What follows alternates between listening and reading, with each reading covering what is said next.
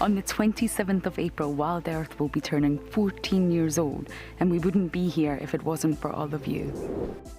And to celebrate, we will be finishing the beautiful book that we started last year that looks at the history so far. But we do need you to be part of it. Please submit your most memorable sighting, or what WildEarth means to you, or even just your name and a comment to be included inside the book.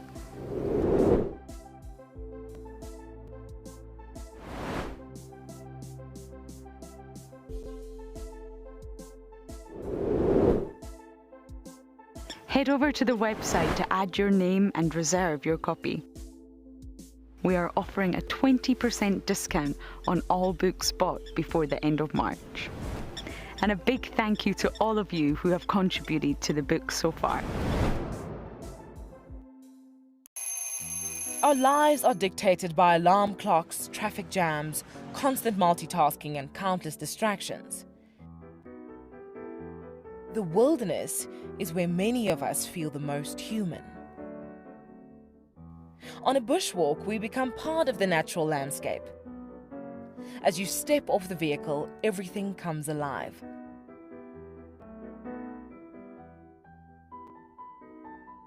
As with any risky experience, walking amongst these animals inspires awe and appreciation.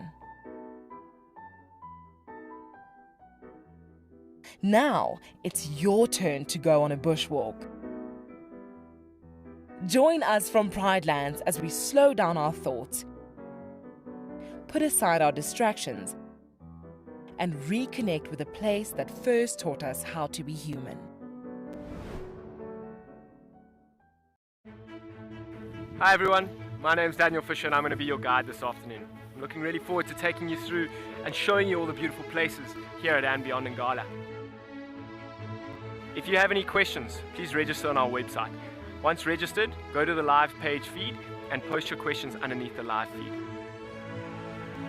Join me on my next safari through andBeyond in Ngala on WildEarth. Send me live questions through the WildEarth website and I'll answer them live from the African.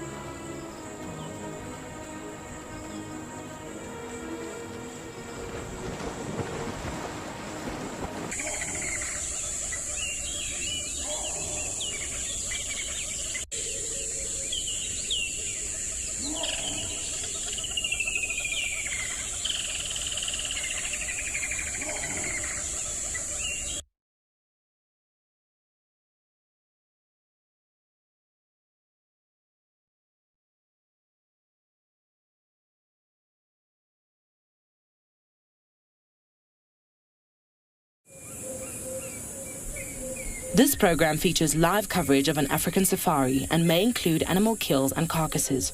Viewer discretion is advised.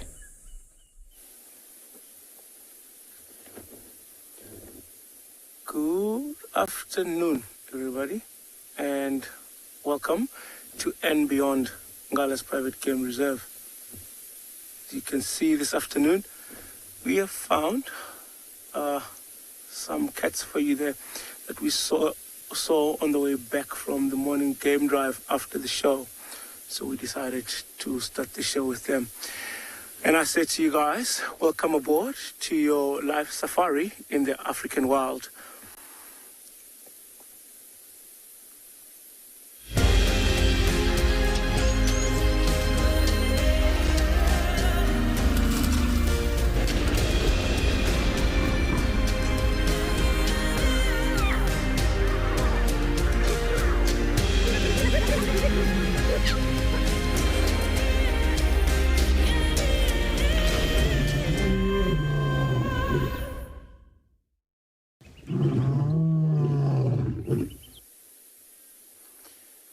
As you can see, these 4 cheetah have been lying underneath that shade of that quarry. I think it's safe to say from this morning. Even though it was quite cloudy, I could feel it as well. It warmed up sometime during this morning. So I think they've been there because it wasn't far from where we saw them.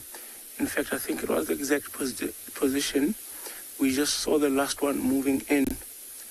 This is the mother and 4 that have been on Ngala for the last couple of days. All right, good afternoon, everybody. My name is Ruel, and behind the camera with me, we've got Gert. And this afternoon, we had planned to come and see if we could find this cheetah again. And then perhaps later on, we will go and try and see if we can find the Birmingham Pride with the one Rosmel and some youngsters there. So I think for now, what we're going to do, we're going to sit, enjoy these guys. Every now and again, you'll see one of them will get up or lift up the head to have a look, scan the area. It is quite an interesting life they must live, and I'm impressed to see that the mother on her own has raised these 3 youngsters, and she's done well. Of course, we don't know if she had more, or this was the only number that she had in her litter. It's possible that she could have more.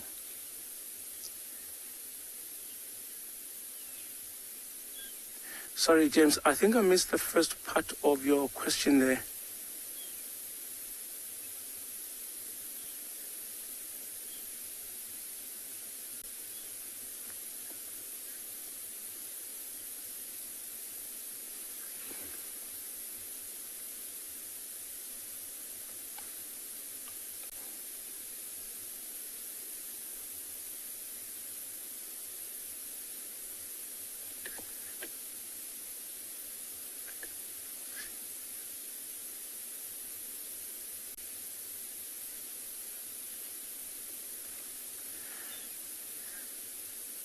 You know what?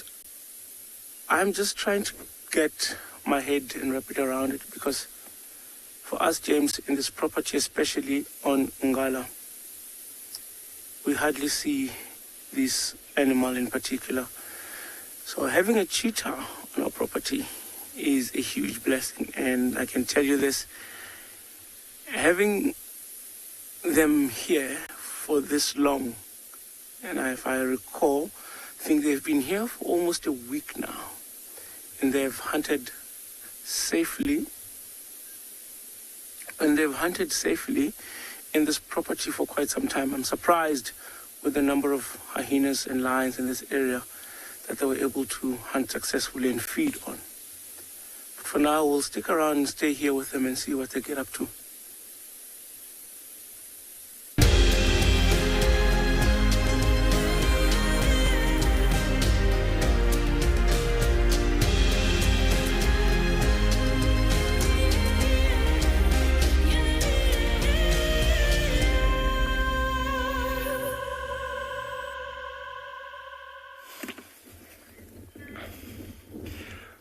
Welcome to andBeyond Phinda Private Game Reserve, everyone, where we found a really full-looking male lion.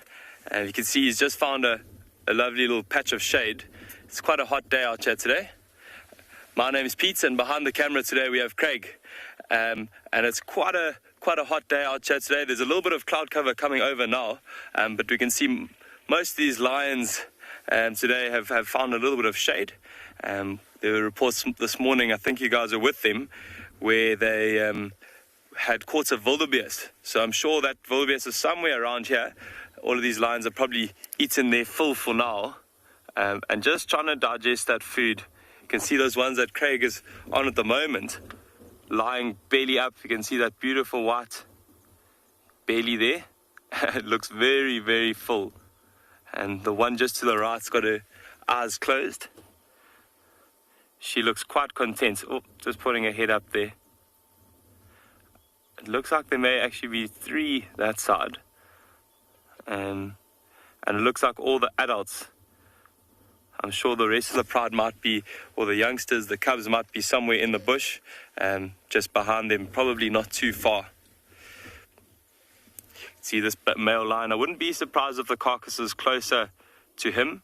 I'm not too sure where the carcass is. I wasn't here this morning, but we were going to have a look for it just now. Oh, boof, down. Now you can see that nice hump where his belly is. Very, very full. Watch now as he's breathing. You can see that whole body is moving. And this is the way that lions best digest their food. And they'll eat as much as they can until they literally can't take any more. And they'll go and find a little patch of shade and just breathe very heavily until they digest all that food.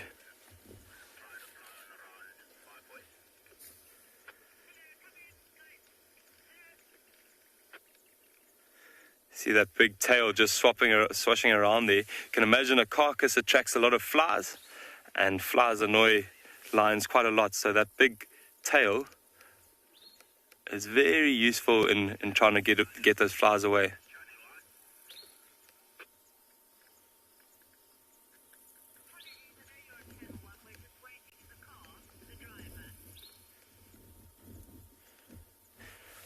You can see that big canine, that right bottom canine.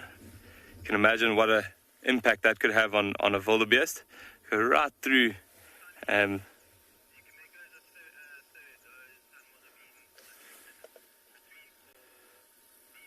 Sorry.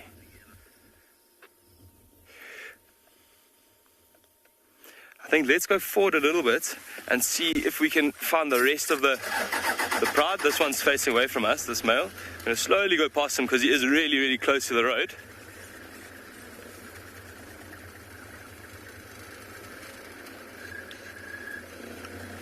So Lisa, on Phinda, the lions are quite spoiled for choice. They don't often hunt animals like buffalo. But when I went to visit the Kruger National Park last year, at Ngala actually, I saw a male lion that took down a big buffalo bull, what they call a dugger all by himself. So that was probably the most impressive and the biggest thing that I've seen a lion take down. See some tracks going on here.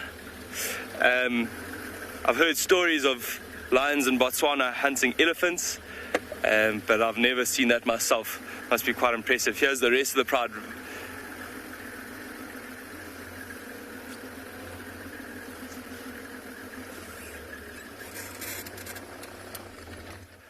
Oh, so beautiful. You can see now just the 2 lionesses looking at us, and then the 3 cubs just lying flat there to the right-hand side.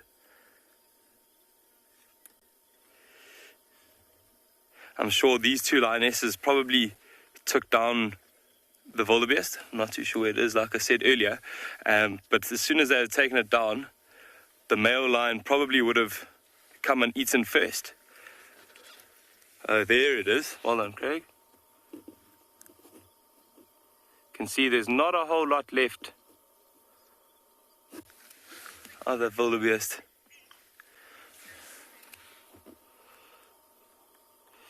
But I'm sure we're going to try and take a closer look, go around and see if there is any meat left. We're going to send you off to Steve, and we're going to sit here for a little while and see if these lions get back to the carcass.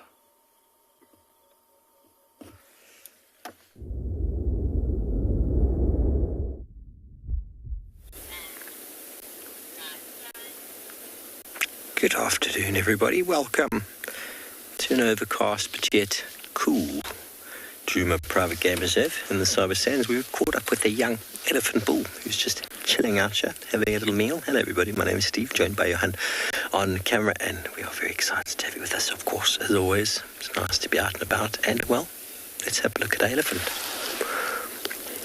It's a young bull, middle to late teens. I can tell you that because we actually saw more of him a moment ago. And I'm almost certain that he's probably following a breeding herd that we didn't see. So our objectives for this afternoon were to go up, just have a little look at Bufosuk, and then maybe go see if we can follow up on where we left Thandi this morning. She was still moving. But we haven't been seeing that many elephants around at the moment, so maybe we'll just follow this fellow for a little bit. And he's hiding behind the bush. He's at that age when, if he's on his own like this, it's probably very obvious that he's following a breeding herd, or he'd be with another group of bulls. You don't often find bulls of this size just on their own. They've been ousted from the breeding herd because of interest in the female members, but they still follow along, follow the roots, keep a very close eye on the family. They kind of have been let go, but are reluctant to go.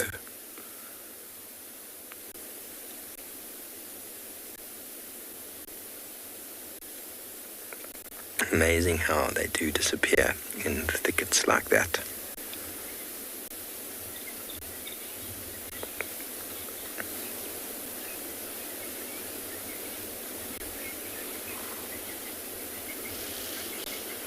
Let me move up a bit, maybe we'll get a better view.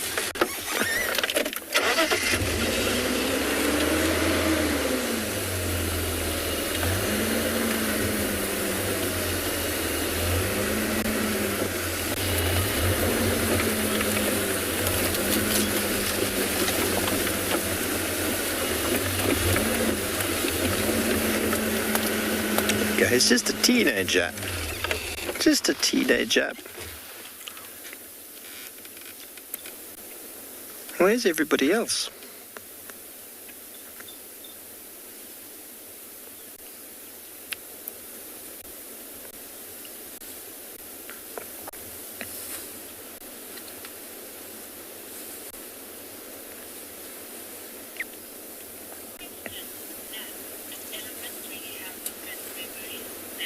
Perhaps they do. They do have a very good memory. Like us, they are learned organisms, which means that they learn everything for their life from their parents. They pay attention from a very young age. So right now, the way he's feeding, what he's feeding on, the plants, he was shown them by his mum, and then they sort of imprint that smell, just like the first time you're given a peach as a child, or a plum, or whatever it is that you like eating, that your parents showed you, and they will eat that. A lot of the forbs that he feeds on, a lot of the grasses, the particular types of food that he eats, he'll have learned that from mum. And then also they learn their sort of migratory routes, or where water is when the times are dry, or a little bit more drought-ridden times. So they do have very good memories.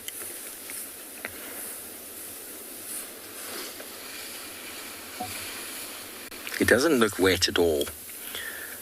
They've just come from Tambuti Dam, so it's possible that if he is indeed following a breeding herd, which is what I assume he's doing, that they will be there close towards Vuetela Dam and about. That is the general direction he's headed, so we will go jump ahead of him, see if we can catch up with the rest of the herd, and then hopefully he'll come and join us at Vuetela Dam for a drink. It takes a little bit of time for the trunk to dry after drinking, and the body, if he's splashed himself. Okay, well, when you are dry, there's no better way to cool down than to get a little bit wet.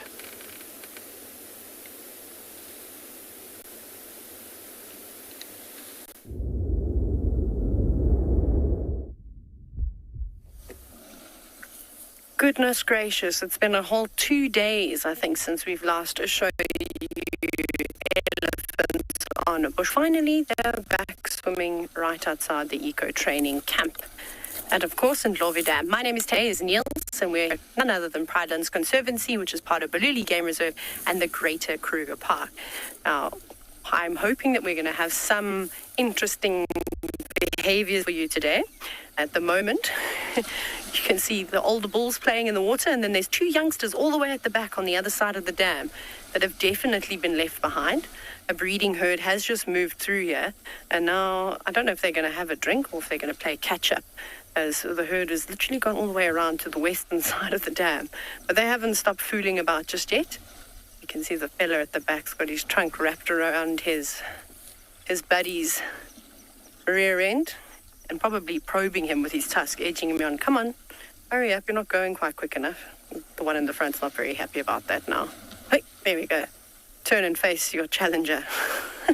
They're probably all very riled up because, oi, behave. This is, of course, as most of you know by now, it is a dominance display. So the elephant at the back is merely just saying, I'm bigger than you. But now a bigger elephant on the left has come on in, and that seems to have settled those 2 down. Just saying hello, greeting them now. It's always very, very, very special to have elephants on foot.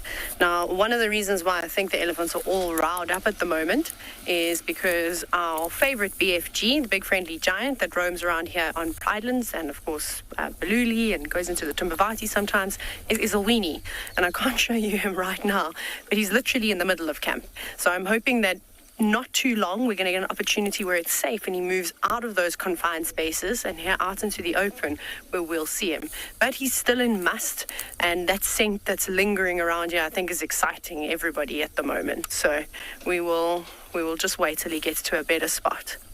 And you can see some of the younger bulls have got their trunks up, so I reckon that they are smelling us. They can definitely hear us. Actually, look who's just popped out, who's come out of camp. There he is. Niels, he's actually coming towards us. So what we might have to do in this situation is actually move to a safer point because we don't want to be blocked right on the water's edge. So we might actually have to turn around and go up on the dam wall or do something else which will require shimmy shuffling. Just because we want to be in a nice view so that we can view him for a lot longer. He is very relaxed with people on foot. He roams through camp constantly, but that's not the goal, is to have an elephant touch you.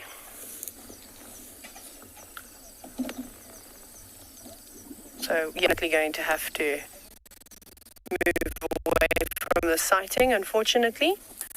I'm just going to chat to Sean. Where would you like us to go? I'd rather move along the bank here. Okay. Considering that he's coming this way, it would probably make more sense for us to just move parallel to him in the opposite direction. Okay, perfect. Sorry, everyone. You might just hear a little voice. As Sean, one of the head instructors at Eco Training, he's out with us on the walk this afternoon, so I'm going to follow you. Niels, you are going to have to probably follow me, so maybe not. We need to get out of his way.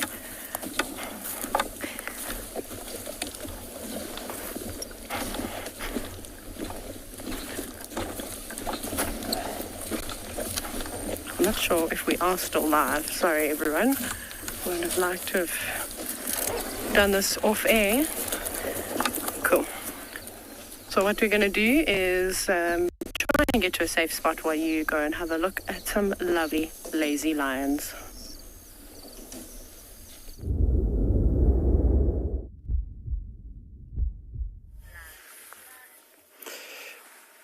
Welcome back to andBeyond Phinda. We just came across around the corner and we found the carcass, and it looks like there is nothing left of it. You can see those bones are almost completely clean, and it's quite interesting to see how this whole carcass is almost in a straight line like this. I wonder if the lions had pulled at different parts for themselves.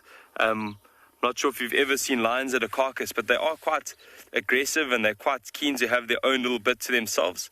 So I would imagine the male lions would have had quite a lot to eat, and then the cubs would have come in and had second, and then after that the mothers would have come. But you can see just to the left here this whole big string of almost the different limbs that are in pieces here, and it looks like they've been nibbling at the bone there, trying to get every last little bit that they can off of these bones. If you go back towards those ribs there's not a whole lot left, and you can imagine with such big teeth they'd struggle to get in between those ribs. Maybe the younger cubs would be able to get there. But for quite a big wildebeest, it's interesting how quickly they've devoured this animal. But we can see that by the way that they're lying now, just lying dead flat. The one got up just to move out of the sun a little bit now. You can see she's got her back towards us.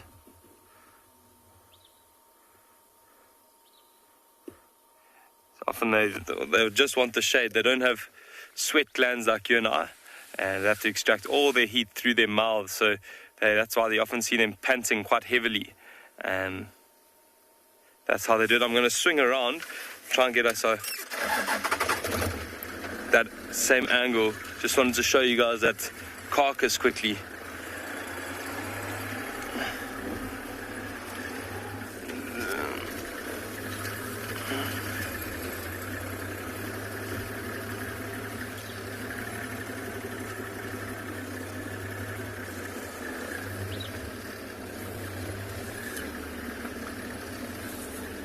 There we go.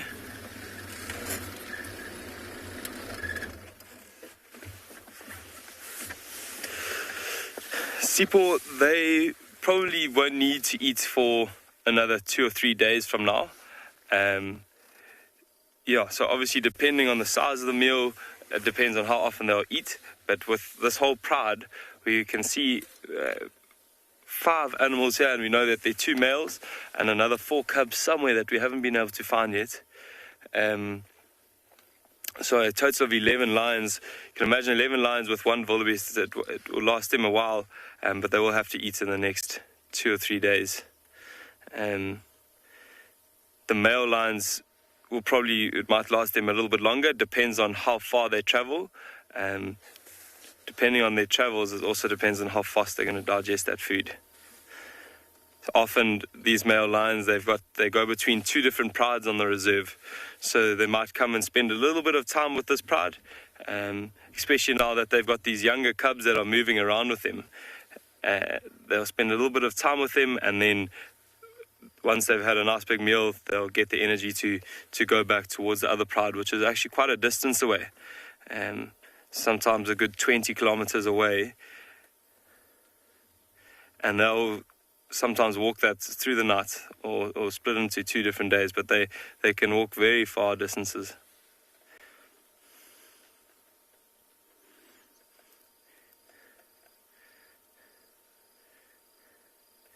You can see these cubs here, slightly older, they're about a year old, but it's amazing how fast they've grown since they've changed their diet from milk to meat. They've grown, increased in size very, very quickly.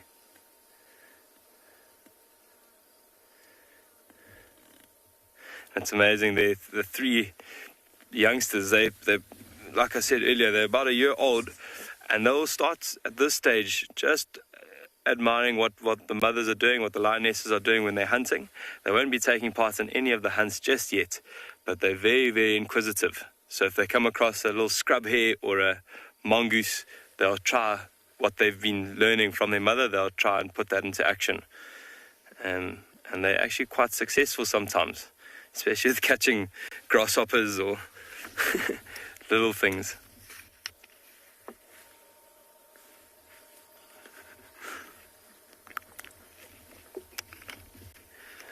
Just as this little bit of cloud cover comes over, I'm sure they're going to enjoy the little bit of shade that this cloud is forming.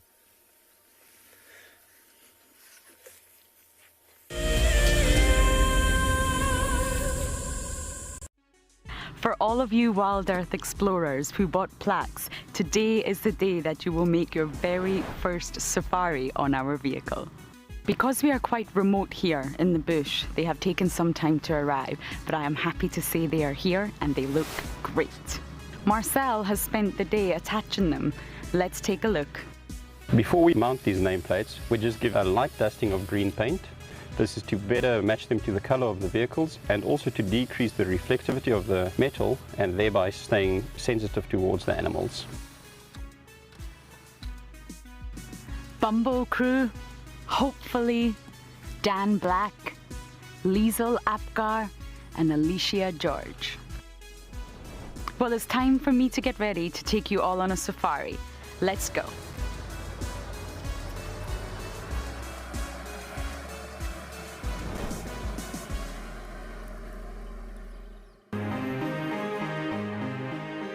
I'm absolutely delighted to have won the February prize draw for 3 nights for 6 people at the Djuma Private Game Reserve. I absolutely love everything WildEarth has to offer. I find the guides extremely knowledgeable and will go above and beyond to ensure a great safari experience. I will be taking my husband and family from the UK to experience this once-in-a-lifetime opportunity. One of the main reasons I joined the WildEarth Explorer program was for the fireside chats and also to win an incredible prize, which I am so fortunate to win and incredibly happy. I would like to thank WildEarth for this amazing prize and cannot wait to meet the team.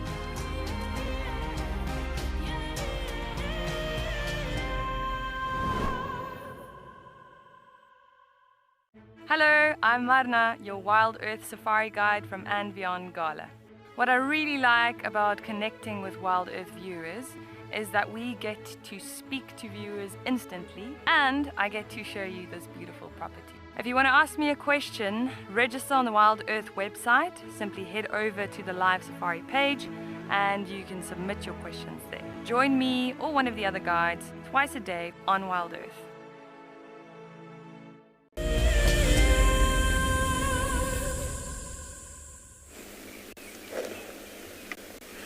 Good afternoon, everyone, and welcome. We are here at the den, in fact, the old den. And here's Hart, and June's cub is here too.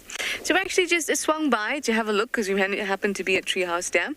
And on the other side, Antima was there, but she was just lying around, nothing happening. And then we tried to check here, and then these two are out, which is quite cool. It's me, it's Trishala. I've got Mpo on camera with me, and we're excited to actually see the hyenas this afternoon. All very, very chilled. So like I said, Antima was at the old den, but she was just lying down, not close to the den entrance, with no cubs out or anything like that. Just thought we'd check here. But they're very, very close to each other. It's about 100, 200 meters. That's about it, because there's another den in between them that was frequently used.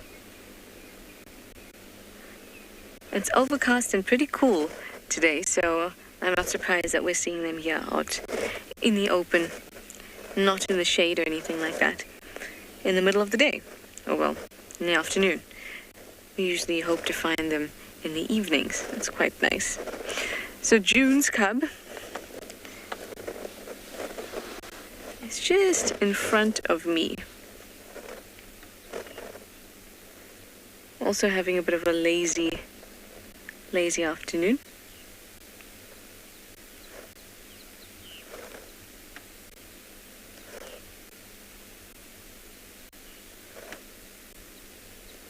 Hello, little. Say hello to everybody.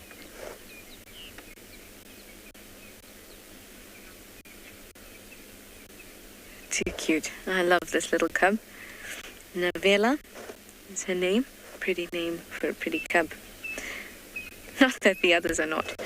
So whenever we say something is cute, and I have to remind myself, well, have I ever seen a hyena cub not cute? Not cute. Now it's very peaceful here, and there's a few crested francolin around, as well as some hornbills. And that's keeping this little cub entertained. I want to stick around because I want to see who else is in this den. Because do you remember the last night or a couple nights ago when we had them, Ribbon's two boys and Ribbon were at the other den? There's the Franklin. Can you hear the Franklin?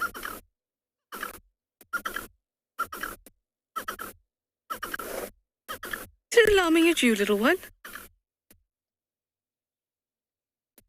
Look at you. Yes, you. You're scary to that Franklin. Very cute. What was I saying at the other den? It was Ribbon and her two boys and then Intima's little one. So I wonder if there's a little separation happening. Either way, we'll stick around to find out. But I'm going to send you over to Rule and he's Cheetah. I think I heard a cheetah. Either that or he's looking for one.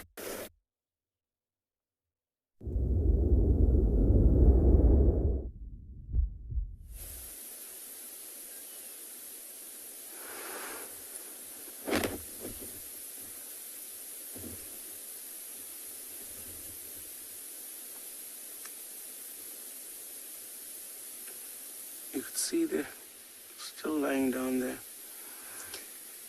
And there were reports that at least 2 kilometers away from here, there is some lions that were lying there. You saw them lift up their heads earlier on. They just heard some birds going on. I think they just wanted to have a look, see what it could be. It's like almost as if they are living in the edge. Because right now, if they all lay down flat, should any other predator walk past this place, and they would be in trouble. I think it's one of the reasons why you'll see every now and again they'll just lift up their heads to look around and just make sure that the surrounding area is still safe for them to be there.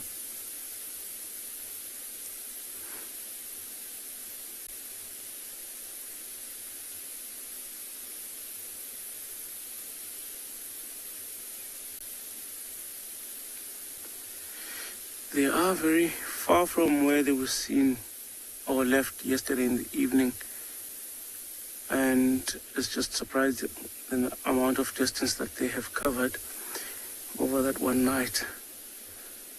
But I guess when there is a lot of other predators and these guys have to get out of the way, they'll take whatever distance it means to get as far as possible.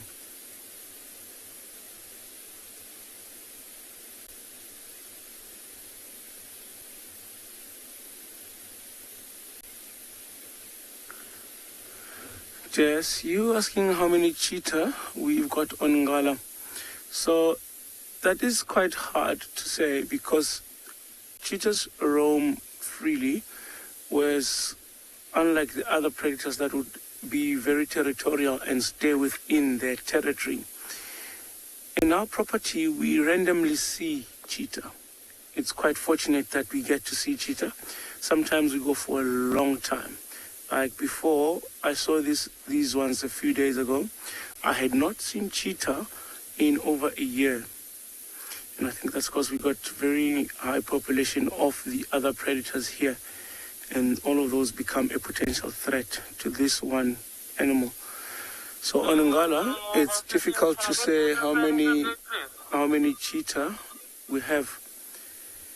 Because also, sometimes we see them for a week, they're here and disappear for a while, and in a few months, we just randomly find different cheetah that we haven't seen before.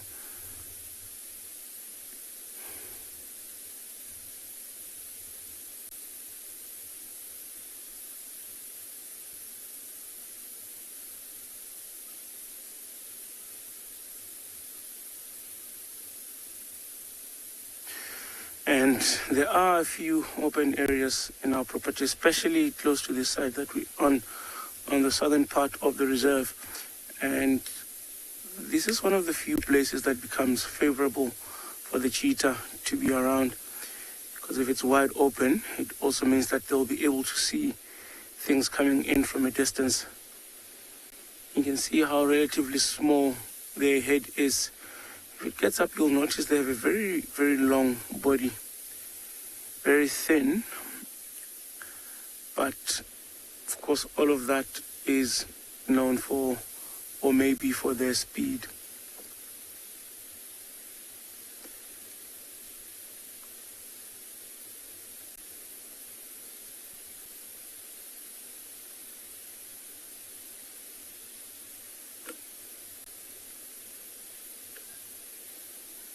Alright, so these guys are still laying down flat and doesn't look like they'll be moving anytime soon.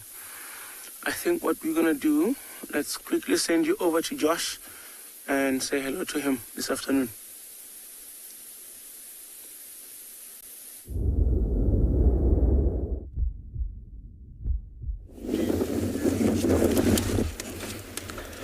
Well, good afternoon and welcome to a very windy Tswalu Kalahari.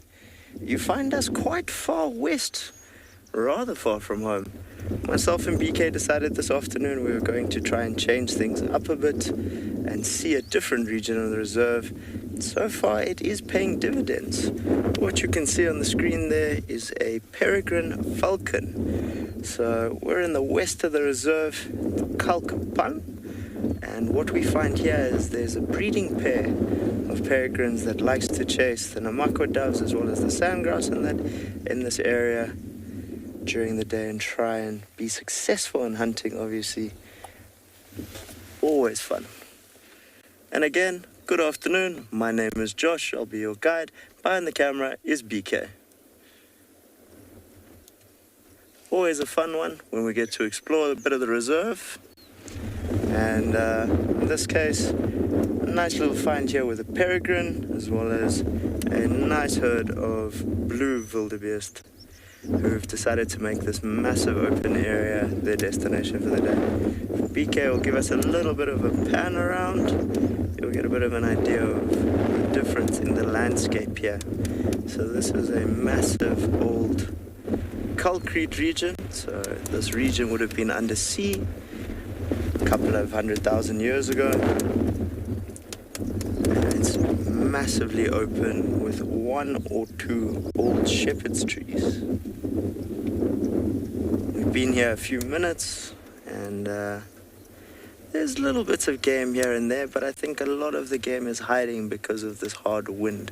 Obviously it affects their sense of smell as well as their hearing.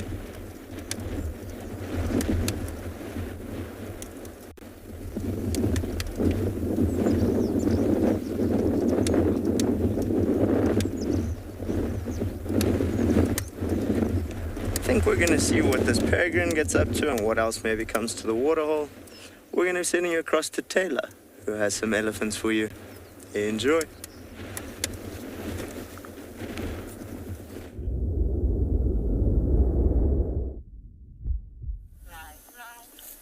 Goodness, I'm glad we don't have any big gusting winds. After the bad weather we've had, everything seems to be a lot calmer. And I think Ezulwini, who is hiding behind that marula tree, agrees as well, which is awesome. He's just pushed over an enormous tree, which he is now feasting on. And what you can't see, because it's a little bit difficult, there is another small elephant, a young bull, that has come to join him. Everyone is very excited when he is around, and all the young bulls can't wait to get their turn just to feed next to him. Because in this area, this is what I would imagine. We all know, of course, with young elephant bulls, they will often look for, if you will, a mentor, and they will follow around the older, more dominant bulls that have got a bit more life experience. And Ezulwini's not interested in having anything to do with these youngsters. He's very much nomadic and he goes about and does his thing. Right now, he's only interested in searching for cows that are potentially in estrus. And these young males get as close as they can to him. They just feed there. So it's like, feeding with a celebrity. I really think that must be the case. But this is the second time we've actually seen Ezulwini do this on foot, where he's pushed over a big tree. And at least he doesn't let it go to waste. He doesn't just push it over and then walk away, as I've seen elephants do before. He spends a huge amount of time feeding on the tree that he has pushed on over, and all the other younger elephants will definitely be appreciative of this. You can see he's just moving off now. Oh, look at all of the elephants, actually. There's a whole bunch. I thought there was just 1 or 2 bulls, but unfortunately you can see the grass that I'm standing in is basically chest high at the moment. It's very difficult to see what's happening. But now I don't know if it's just young bulls that have all come from the dam that were swimming, or if it's a breeding herd. The breeding herd went west, so I don't think it's them. But, you know, it's inevitable with the amount of breeding herds that we do see passing through here. They could have snuck up, but I think it's some of those bulls that have come through. Jackson, you've inquired about when do elephants stop going into must.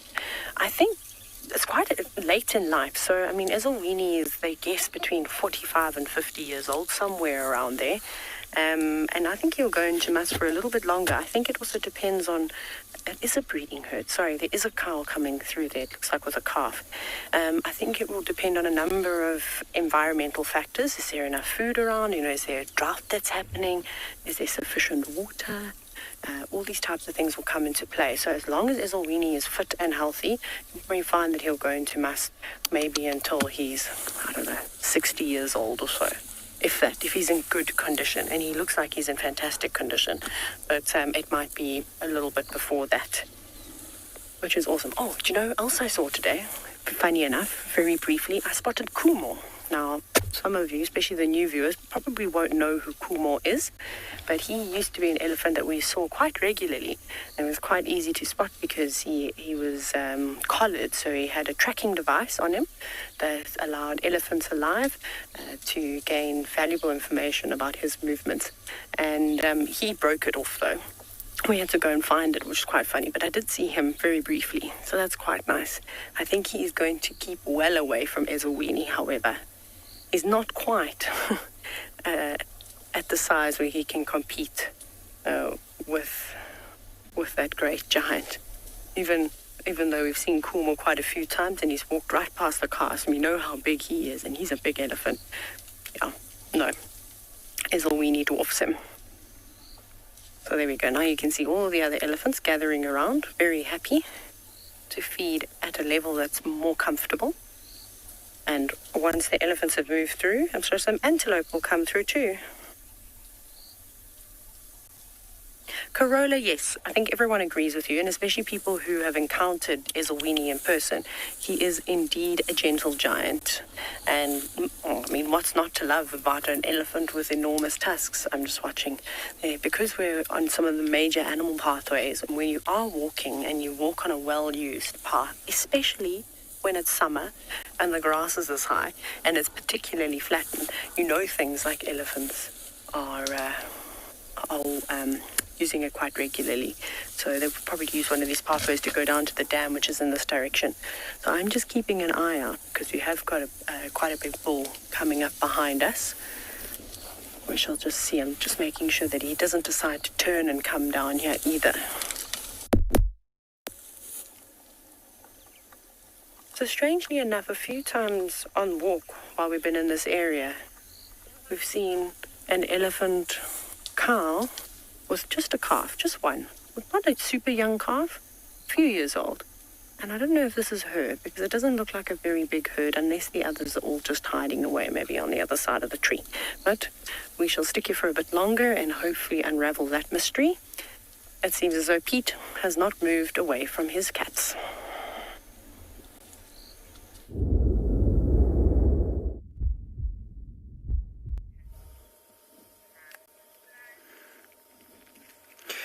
Welcome back to Phinda.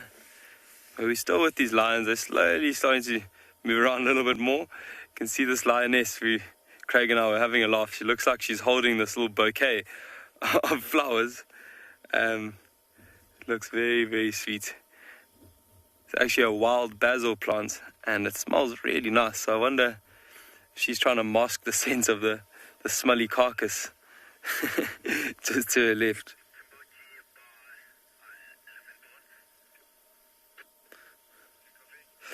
Beautiful. And we were just noticing also, if you look just behind her shoulder there, she's got quite a bit of blood.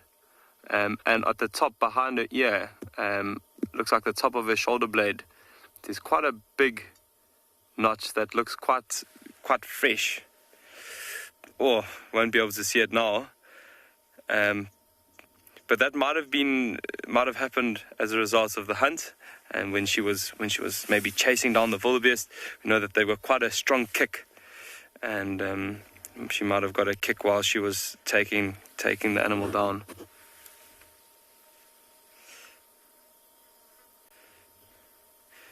You know, lions often work together, so maybe one of the lionesses had the wildebeest by the neck, and then the other one, this one on our right, might have been somewhere else on the body, maybe on the spine or something, and the wildebeest might have rolled over and given it a kick, because I'm just trying to work out just how she got a kick on the top of the shoulder. Quite an interesting spot. Could also have been a horn or something, but it doesn't look like there's any penetration there.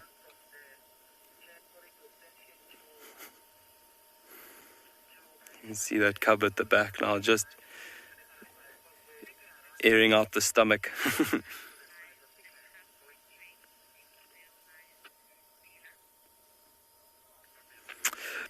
Bila, they aren't afraid because the male lions that are around at the moment are the fathers or the father of these cubs. So they know that they're safe, and these male lions know that it's their genetics that are in these cubs. So they, instead of being afraid of them, they know that these male lions will actually protect them from any other threats or any other predators that might want to harm the cubs. If it was a new male lion that from the outside that wasn't the father of these cubs, that is when they may be a little bit more afraid, and that's when the mothers would be quite defensive and trying to protect their cubs and keep them away from the outside male as best as possible. It can get quite ferocious when lioness is trying to protect her cubs. At this stage, these lionesses, the young cubs, are still not they're not sexually mature just yet, and as they reach that sexual maturity, that's when they'll become safe again, even to an outside male lion, because then the male lion would know that he could actually breed with them and make or get some cubs that are of his genetics.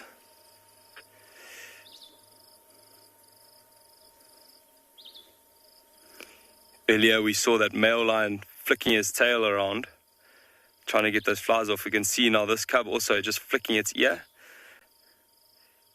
for exactly the same reason. They don't like the flies around. Often the flies try and get into their eyes and try and get a little bit of that mucus, and it's quite annoying for the lions.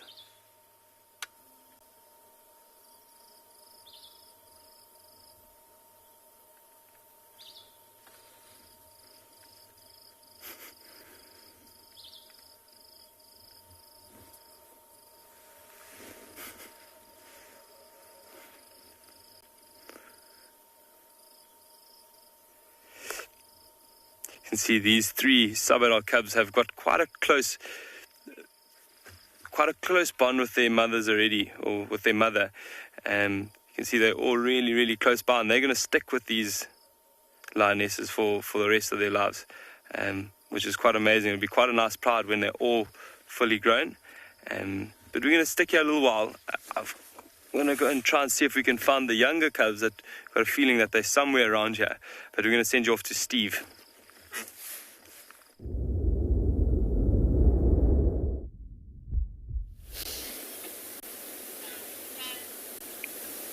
Welcome back to Djuma, everybody. We're on the eastern side now, and a nice bird of prey there. Quite an easy one to identify, but I'm going to throw it out to the viewers there to see who knows their birds and who can tell me who this is. Send through your questions, or your answers to my question.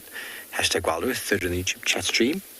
The answer to Steve's bird is And I'm sure some of you will get it right. Some of you might struggle. Here is one bird that's often confused with this one. But there's some very noticeable characteristics in this bird of prey.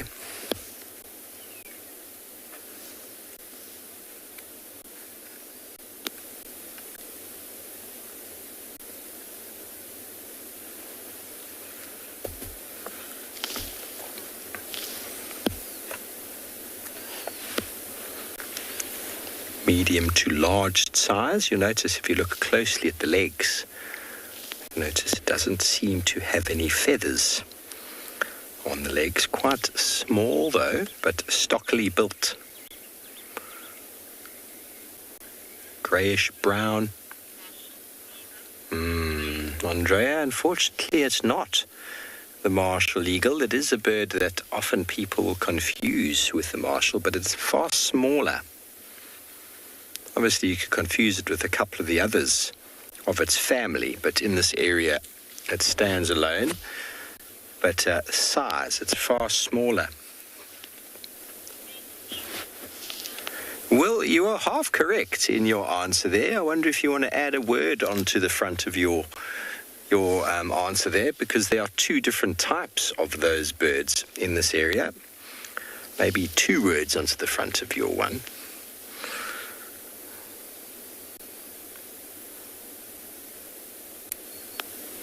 So only 60 centimeters long, only get up to just over a kilogram.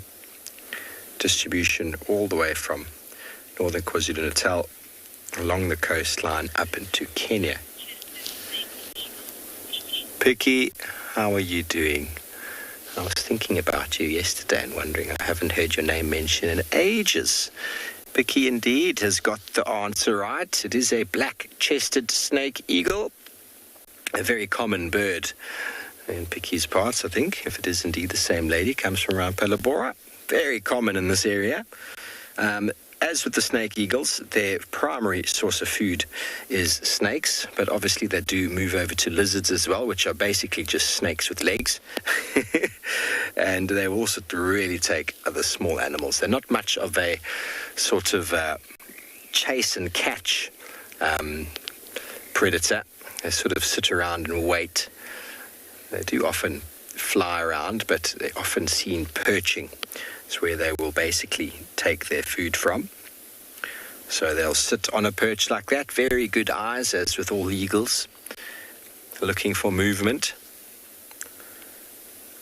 Scanning the ground before plunge diving. And the major reason why snake eagles don't have feathers all the way down to their legs, one of the major reasons, obviously, is their propensity for eating snakes. And snakes, as you know, have the ability to bite and envenomate. And so snake eagles have actually got extra layers of sort of not cartilage, but of padding on their legs that prevent the envenomation that would come with being bitten on the leg. And also having feathers on the legs means that you have blood capillaries to the surface. And if you're dealing with snakes and you get bitten, well, there's a very good chance you could die.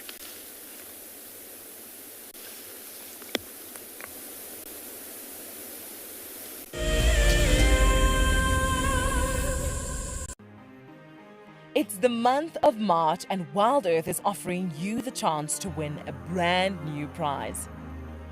Sign up to be a WildEarth explorer and you could win a 5-day eco-training ranger experience for 2. Eco-training is the pioneer and leader in safari guide and wildlife training in Africa. The lucky winners can look forward to approaching dangerous game on foot, tracking and 4x4 driving, learning about animal behavior, and even spending one night sleeping out under a blanket of stars. In addition, you will also get the exclusive opportunity to join the WildEarth team on the broadcasting vehicle. Sign up to be an explorer now, and it could be you that wins this life-changing experience. Terms and conditions apply.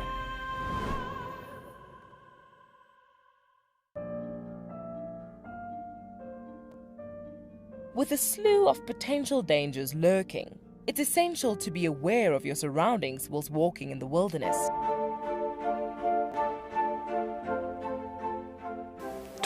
yards away from one of the most endangered species. This is a big bull. What a moment, what a close encounter with an Ellie bull. He's just over here now. He's moved completely away.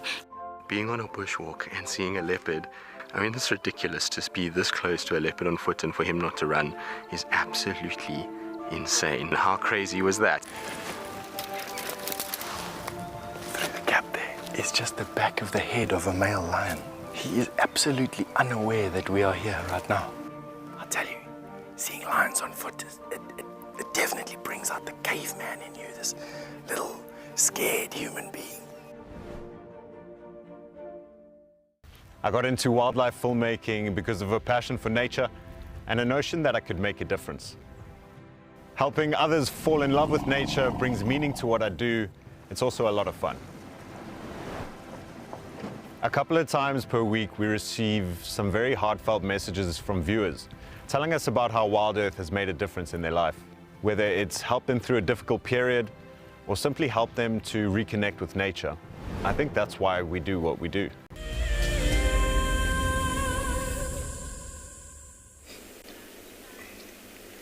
Another cub has come to visit us here at the den. It's one of Ribbon's boys.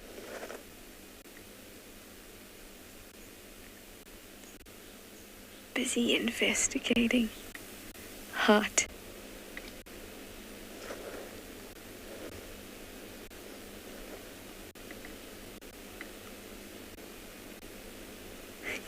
Poor thing's got something stuck in his paw.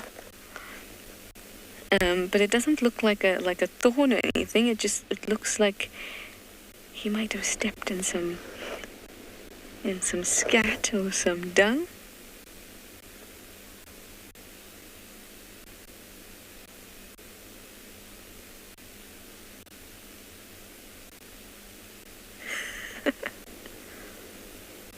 Look at that. What have you got there?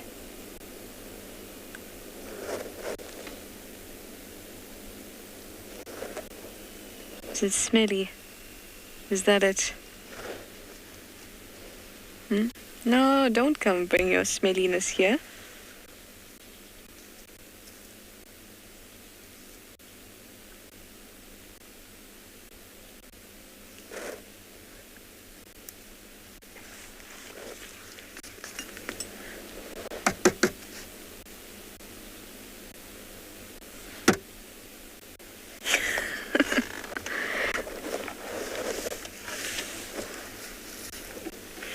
Jessica, you'd like to know what the role of a male hyena in the clan is? The role of the male hyena is to be able to reproduce. So we know that the female has lots of different types of roles. Firstly, the biological role of any animal is to reproduce and to make sure that the best genes goes forward. But I know what you mean when you're asking about the role of a male, because it seems that everything is concentrated around the females. But the role of the male is to actually fertilize the females and to bring in genetic variation, because the males that will mate with females within a clan are all immigrant males. Females won't mate with males within their clan. And that's why, for example, Ribbon's two boys, Shimbulu and Ngwazi, the both of them will have to disperse. I mean, they don't have to. They can stay in this clan if they want to, but if they stay in the clan, they won't be able to reproduce. And in that sense, it's kind of pointless biologically. So even though they enjoy quite a high status at the Djuma clan, being the matriarch's sons, they won't be able to reproduce. So they can just enjoy that status and that's it. So once they go to another clan and they finally immigrate and disperse, they are introducing genetic variation and variability to that clan. And that's ultimately the purpose of dispersal, so that individuals are not constantly mating within the same gene pool.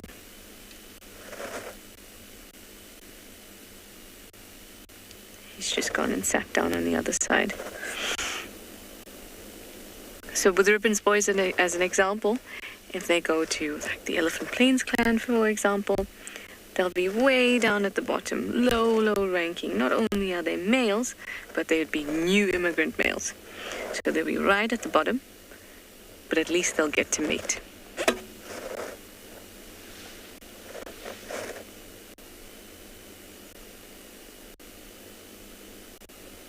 Sounds quite sad when you say that their purpose is just to mate. But we can never have one without the other. You can't have males without females or females without males. Otherwise there'd be no reproduction and there'd be no species. So it's actually very, very important, even though it sounds a little sad.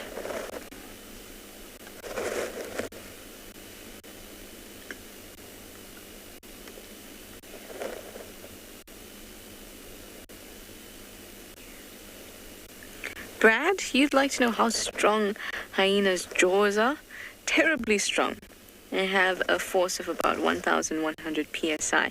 So if I put that in perspective for you, your bite force is about 100 psi, a little bit under, a little bit over, depending on how strong your jaw is and the muscles around it. A leopard and a lion is way under 1,000 psi. It's probably around 400 to 600. I think a jaguar is a little bit higher, about 800 psi, and a hippo is about 1,800 psi. So a hyena's jaw is very, very strong. So the bite force is quite huge. Now they also have conical shaped blunt teeth. So the teeth are not sharp like that of a cat. They're quite blunt, and that assists even more in getting right in there. So if they manage to grab one of our legs or something like that, if they grab the leg, it's going to be very difficult to get loose because you can't even tear yourself out of their grip because their teeth are blunt. And their jaws have really strong muscles, and their skulls are really large too. In fact, the skull of a fully grown hyena, big female, is comparable to that of a lioness. About 3 kgs. It's huge. And they have a ridge on the top of their head. It's called a sagittal crest. We no longer have that, but early humans, or early humanoids, did have sagittal crests. And many other animals have sagittal crests. They kind of look like, if you imagine a skull. There we go. Thank goodness, a skull. It kind of looks like a... Actually, I might just show you with my hands.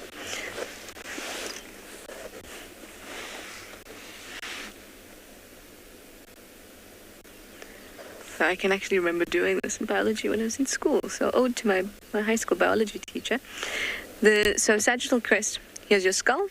Sagittal crest is, say, where the bones fuse at the top of your skull, but instead of being round like this, they do this. So it fuses and kind of pokes upwards. But what that allows is that now that I've got this extra bony ridge here, the muscles that can be attached here on the sides of the skull can be much bigger and heavier. And then those muscles would come down to my jaw, and it would make everything much stronger. It creates more area for it to hinge onto. And that's one of the really important things about hyenas and the development of their skull and their jaws, because those make up the infrastructure onto which the muscles attach. All that development, that strength, takes time. It takes time to finally achieve that bite force. I don't know what the bite force of the cubs would be, but certainly not up to 1,100 psi.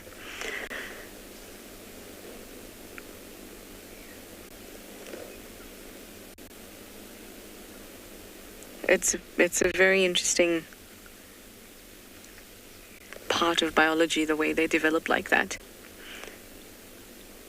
You know, hyenas, it takes a long time for them to be weaned, far longer than other predators. About 1.5 years. 15 months to a year and a half. And that is an ode to just how, or testament to how long it takes for that main weapon of theirs, the ability to crush bones.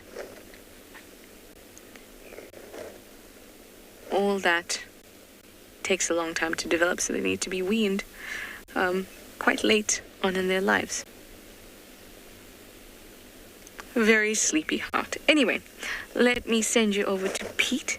He's found little bundles of joy.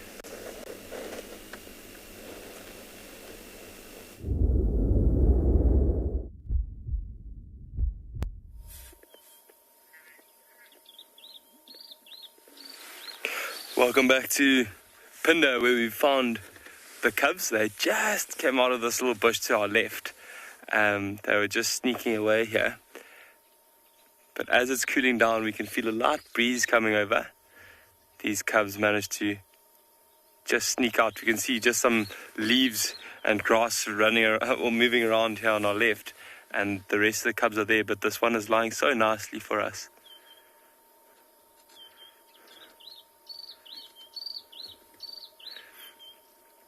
And see those really, really big ears on such a small little face. Really, really so sweet.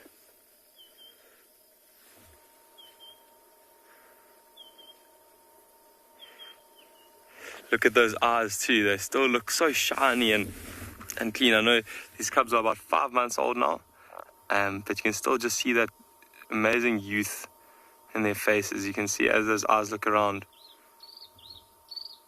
There's no scars on the face. Oh, there's one of the other cubs just coming through now.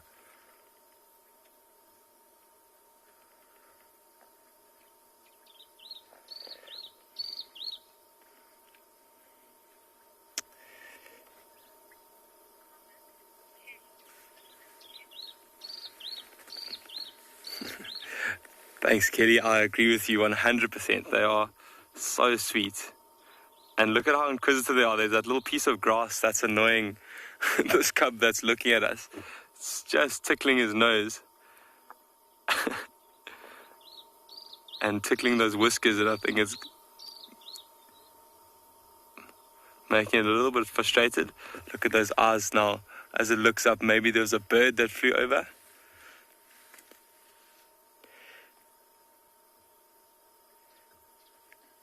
So inquisitive.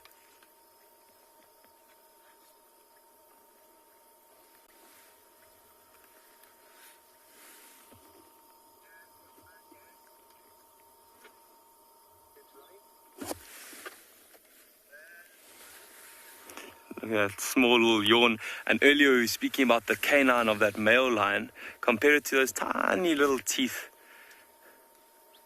of this cub. You can imagine they're very, very sharp at this stage. So they will still be suckling at this time. And we actually saw Mom just coming towards us. I'm sure as it cools down, she will go and greet them. But they will still be doing a bit of suckling. At this stage, they'll be doing probably half suckling, half meat, especially if there isn't a lot of meat around at the moment.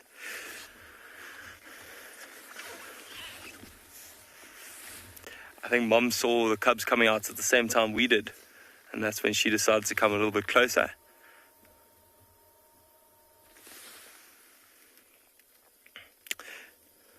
It's quite beautiful. We can just see those eyes just poking through the thicket now.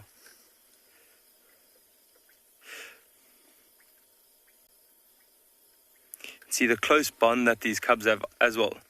And from a young age, from the time they were born, the mother would have left them for long periods at a time to go off hunting. She would have left them in quite a safe spot, either on top of a hill or in a thicket. And she would have had to leave them there to go and find food for herself to get enough nutrients to produce the milk that these cubs need to survive.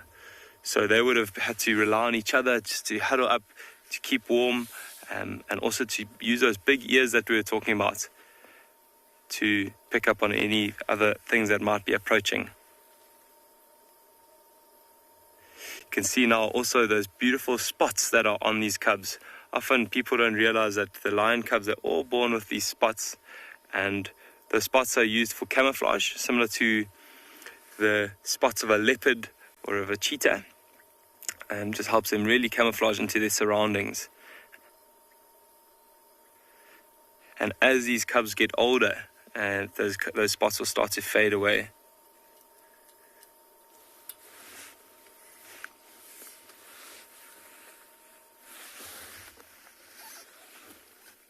See this cub just chewing on a little bit of grass now.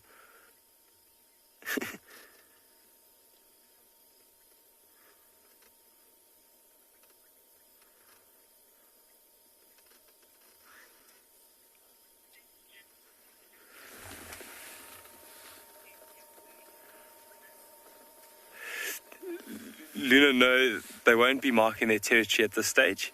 I have seen cubs that are slightly older than this imitating the male lions that will be walking along the road and scent mark, and then the cub will go and pretend to scent mark behind them. But as these cubs aren't territorial yet, they won't be scent marking. They will leave that up to the adults. And as soon as they get a bit older and look at that, got a little bit of a fright. As these cubs get a little bit older and then able to defend their own territory, that's when they'll start to scent mark as well. You can see that gentle paw just giving an affectionate tap there.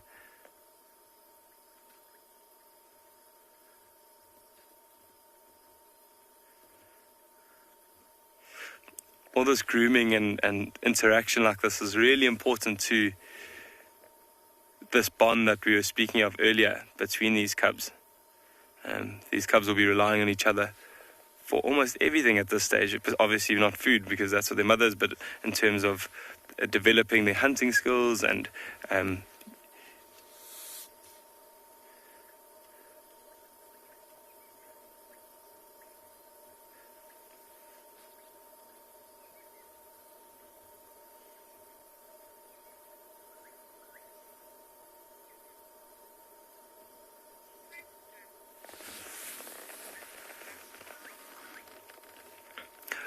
Paul, these cubs are about between 5 and 6 months old now, and they've been moving around with mom for the last 3 months, and we know that they den for about 2.5 to 3 months as well.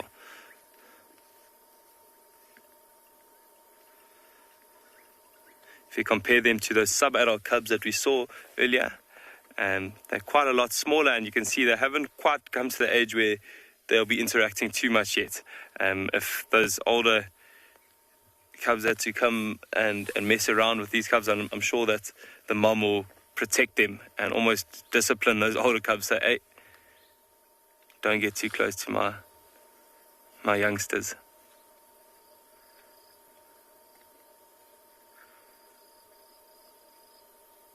This one's definitely the most inquisitive of the bunch.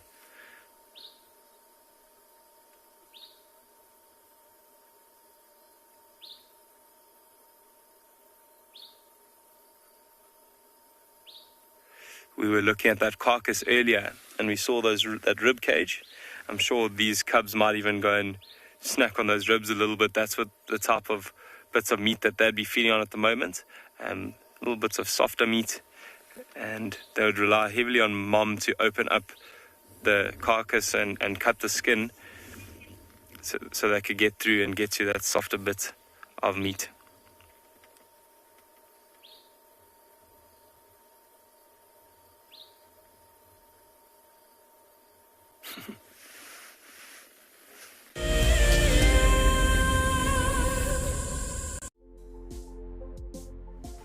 On the 27th of April, WildEarth will be turning 14 years old, and we wouldn't be here if it wasn't for all of you. And to celebrate, we will be finishing the beautiful book that we started last year that looks at the history so far. But we do need you to be part of it. Please submit your most memorable sighting, or what WildEarth means to you, or even just your name and a comment to be included inside the book.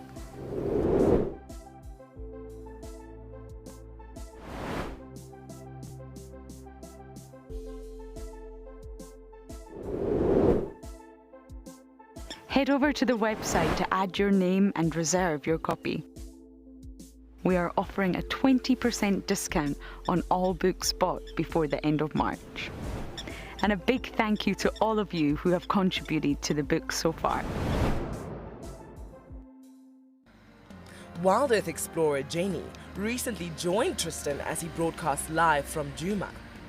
Awesome to kind of have a guest on board. I'm looking forward to this. This is Jenny. Hi everyone. And Jenny is the first of our Ticket to Dream holders. If you want to go on safari with a WildEarth guide, whilst honing your bush knowledge and of course featuring in one of our shows, then head over to our website. Literally being with Tristan on the vehicle today has been incredible. It has truly been a dream come true. Sign up to be a WildEarth explorer and you could be making your first ever on-screen appearance. I would highly recommend being a part of the Explorer program and being able to be a part of an interactive live drive.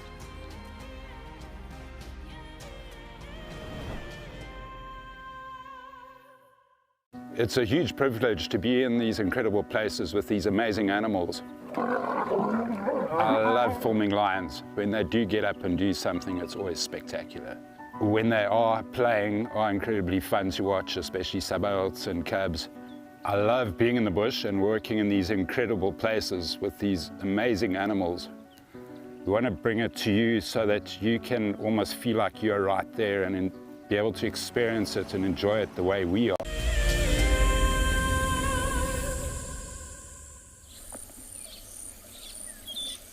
We haven't really done much walking this afternoon, and I don't intend to either, purely because all the action is here and there are some more bulls that have moved in and are now having a bit of a swim again. It's so peaceful. Maybe we should just take a moment, just like 20 seconds, just to listen to the elephants.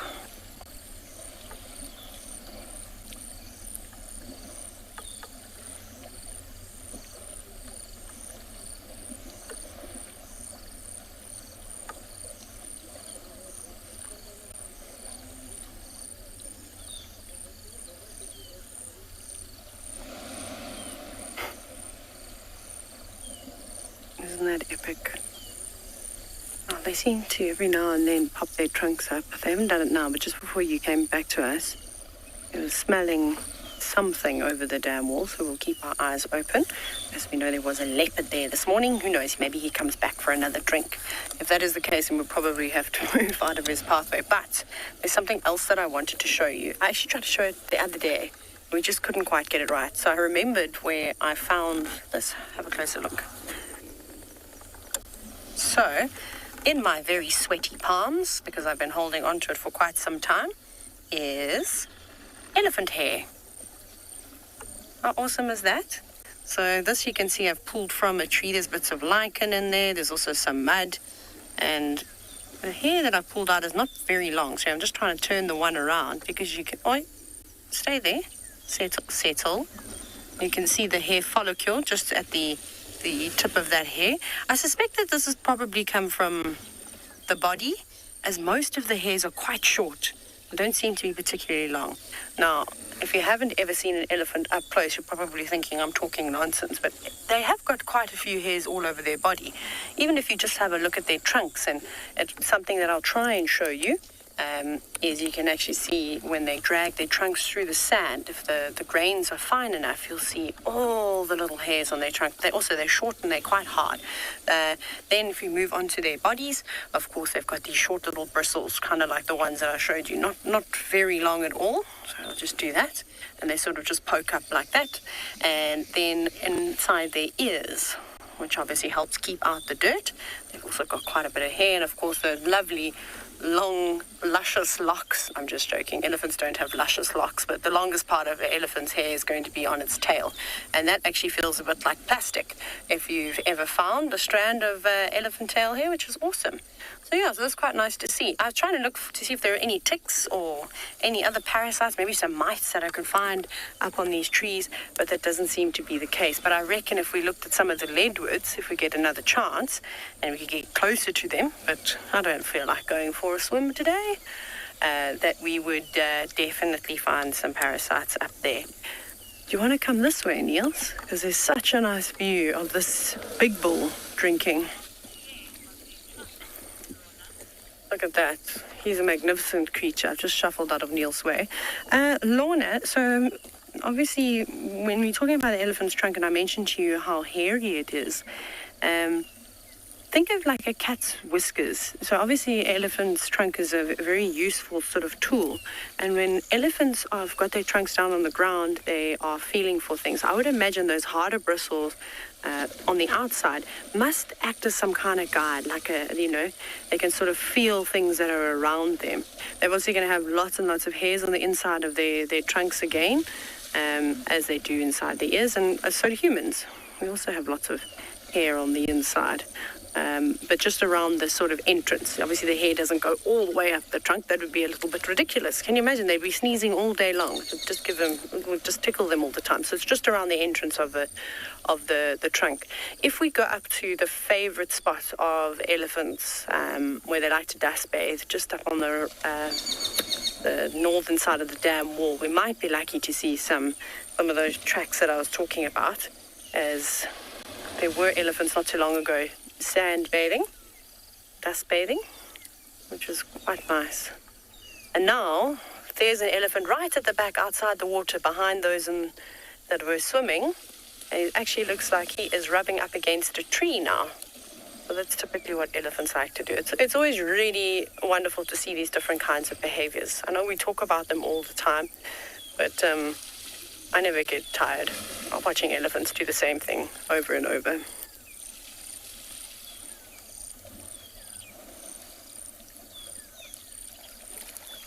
Lots of birds chirping away in the distance as well.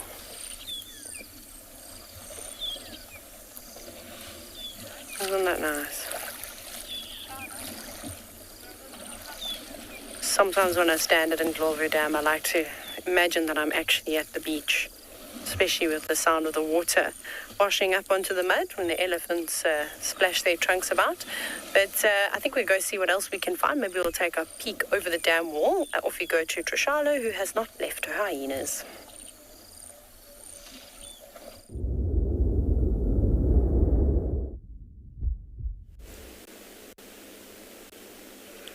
I could also watch elephants do the same thing all day. Every single sighting, I could watch them all the time. So definitely know what Taylor's talking about. Even here at the den, I can watch these guys do whatever they do all the time. But what I love is that, just like with the elephant sightings Taylor's telling you about, where she can stick around and just watch them do the same thing, there's always something that's different. We just have to be watching closely. Or sometimes have the patience to watch long enough to be able to actually find that one unique thing that separates this sighting from the next.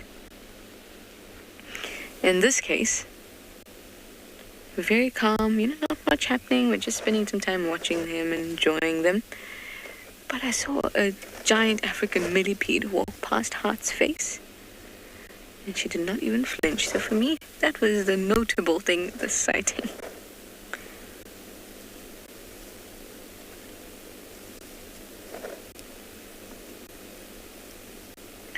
Hear the little pitter patter of these feet.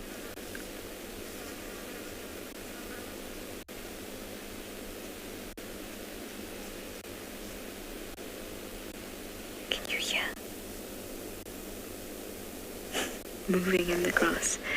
Tammy, you'd like to know if hyenas mark and patrol a territory?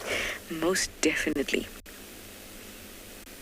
And they have quite large territories. Their territories really can be anything from about 10 kilometers squared or 20 kilometers squared to over 100, 150 kilometers squared. It all depends on the amount of resources.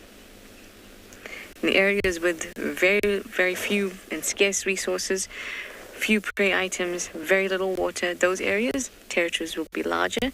In areas where there's lots of resources, territories will be smaller. And they certainly do patrol these territories. So say this hyenas, like Djuma clan's territory, I might put it at about 20 kilometers squared from what I know. Possibly a little less, maybe 15. That's just from what I know. The parts of it that will be patrolled most carefully and most closely are the parts that are in the central area, which would be where they would have their dens. So consider where we are now, the central portion of their territory. And this central portion is marked mostly. So you'll often see them scent marking. So now we get on to how they scent mark. They scent mark by anal pasting. So they have a pouch just at their anus that they're able to push out. You might be able to see it if you want to.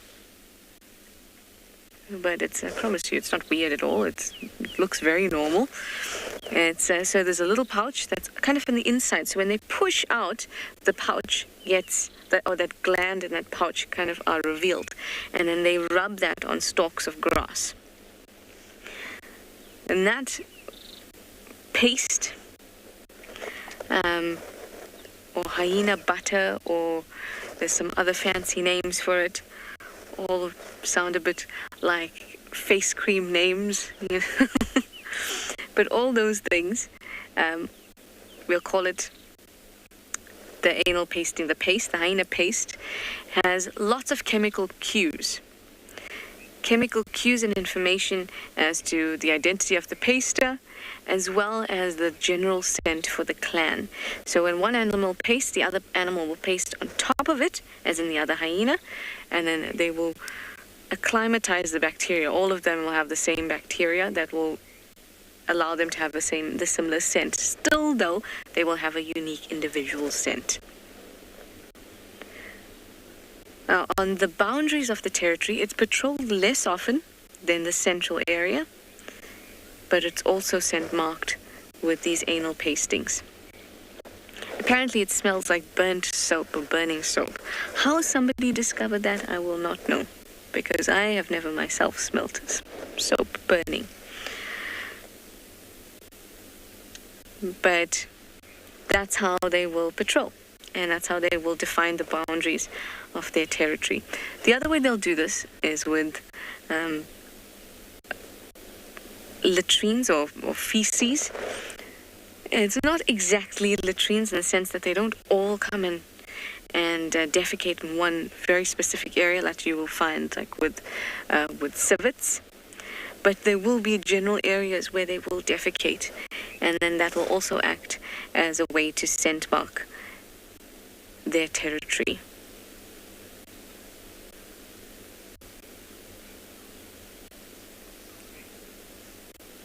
The fact that at the edges it's not as well patrolled on the fringes of the territory, you may get other hyenas that are not part of the clan moving in and out along those areas. Jackson, you'd like to know what's the main cause of death in hyenas? There's a few things. So, as a cub, it's the obvious. There's lots of cave-ins, den cave-ins that can kill cubs. Especially since certain cubs won't come out. Especially if it's a small clan, maybe this animal has not even been introduced to the rest of the clan. So it won't come out if the mother doesn't return. If the mother is killed, it'll stay in that den. It won't come out, and it's likely to die. That is another explanation. Is if the mother dies, there's no allo suckling. There have been a few recorded cases, but another hyena is not very likely to adopt a cub that is not her own. So then that would also be a cause of cub mortality.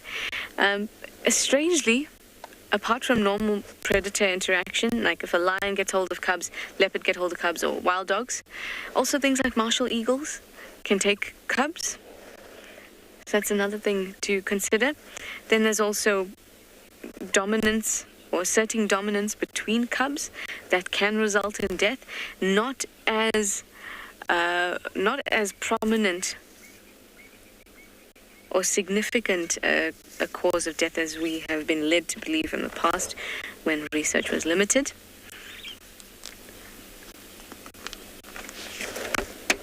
No.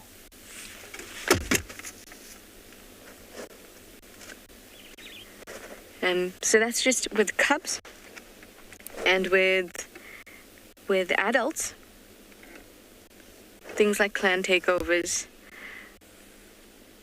malnutrition as a result generally from injury, and of course people-hyena, human-hyena interaction.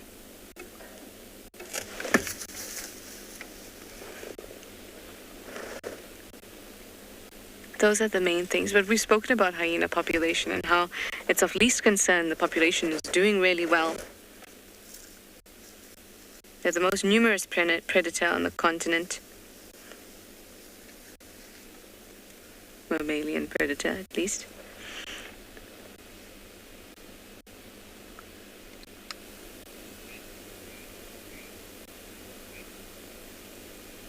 And they actually have, in certain areas, good relationships with humans. But, that's not always the case. In fact, most of the time it's not the case. So there's a human-hyena conflict is definitely a thing. Also because hyenas have scavenging behavior, at least half of the time, here in South Africa. So if there is some cattle that's gotten out, or a hyena that's gotten out and gone to the village, it's going to scavenge. It's going to scavenge, not just hunt, but also rubbish, going through things like that, looking for food. So that can also be a problem. But that's a bit of a downer, also relevant, but also a bit of downer. So I think I'm going to send you over to Pete and his super cute lion cubs for a pick-me-up.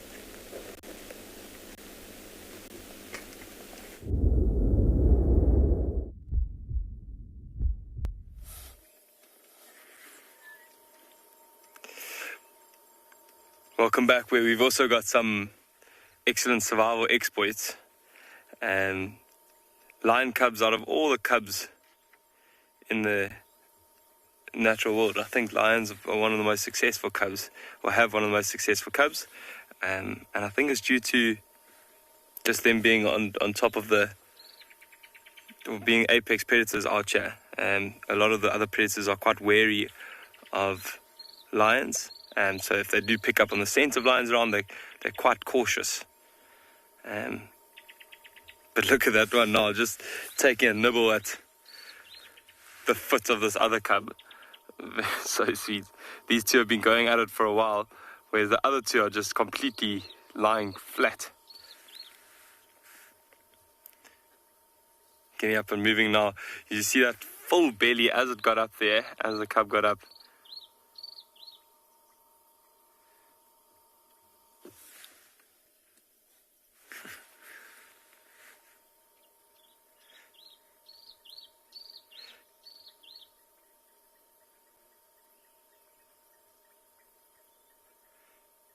As it starts to get cooler, these cubs will get more and more active, and that's why it's always lovely to find a pride of lions that has these young cubs around. They tend to be a lot more active and playful than the slightly older lions that are around in this pride as well.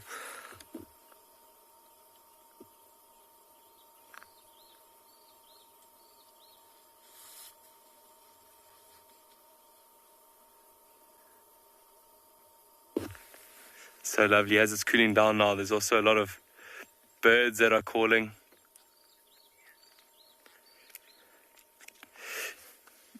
Luazi, their spots will only start to fade completely as they get a lot older, so around 3 or 4 years old. So it takes quite a while for them to lose their spots. You can see the one cub just moving off there. And I just want to angle slightly so Craig can also get a view of the mother, because I just want to show even she has light spots. If you look just in front of us here, This is the mother. You can see her suckle marks. You can see really, really swollen teeth, so she's still, the cubs are still suckling. But if you look on her hind leg there, you can see there's still light spots there. And Lwazi, she's about 3.5 or 4 years, so she's about to lose those spots. But if you're looking at that older lioness that we saw earlier, she doesn't have any spots left, and she's around 6 years old. So, yeah, quite interesting to see that. You can see this lioness is very, very full. Mum almost came and greeted the cubs, but now she's changed her mind and is completely passed out. I think when you're really full like that, you don't really want to be bothered by too much else.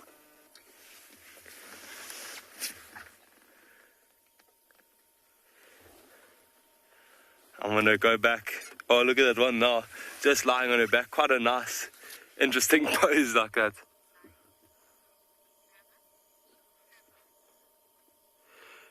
Tim, that's a good question. So they do groom each other. Allo grooming is what it's called, but it's really important in the bonding of the pride. They'll often groom each other if they have an injury, just to keep the wound clean, and also they'll help take little parasites or ticks off of each other.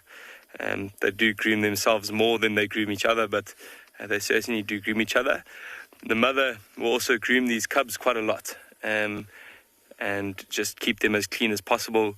Hygiene is actually very important in the survival of these animals. You can imagine they can't go and jump in the water hole and clean themselves, so that's their way of cleaning themselves.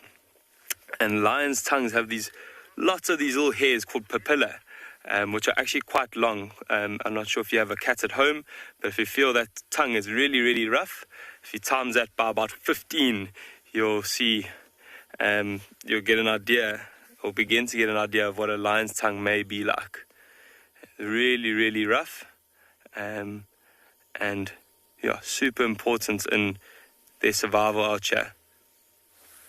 I'm just going to re-angle now, just to get a view of these cubs again. Craig, let me know when we're good. Slightly back. There we go.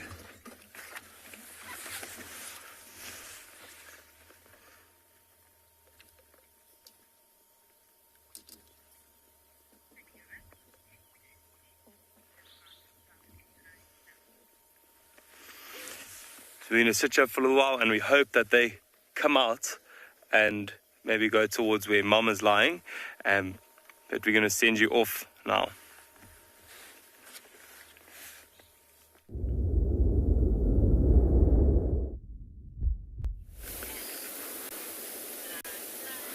Welcome back, everyone. Well, I'm sure the lion's parents' mum is quite happy the cubs aren't coming out to play, because once they do, they can be a little bit of a handful.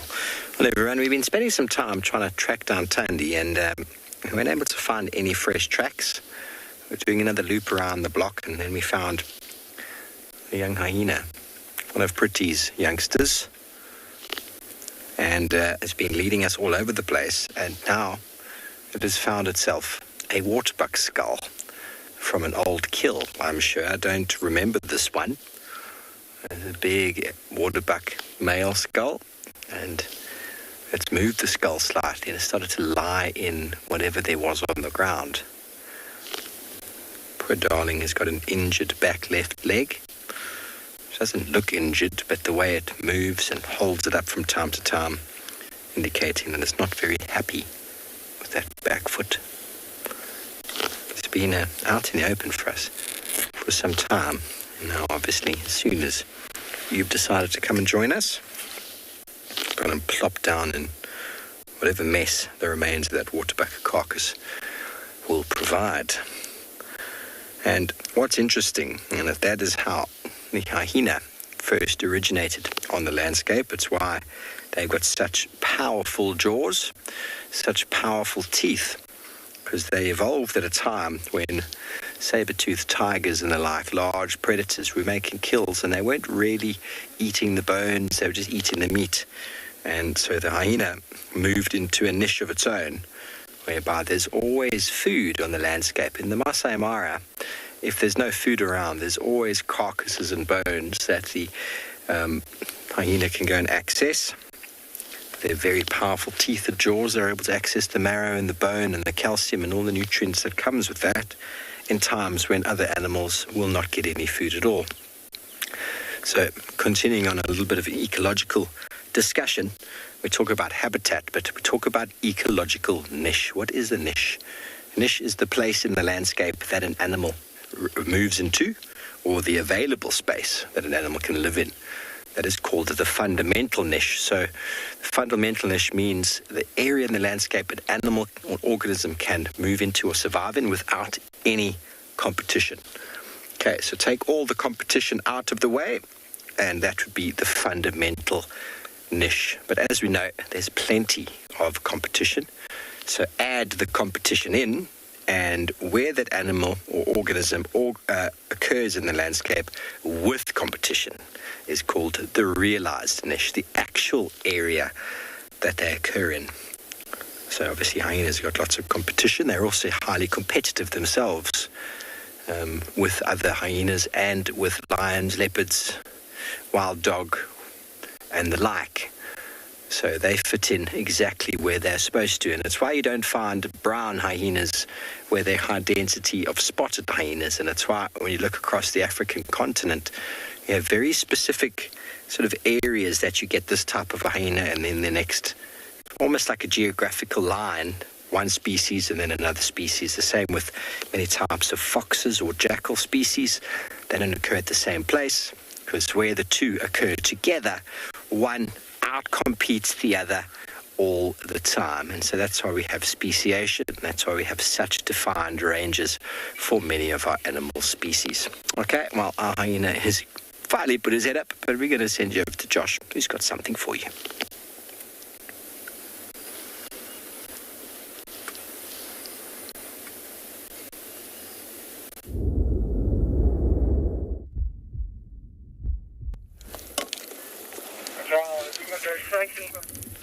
Well, folks, we found something different, and in this case, not something we were expecting.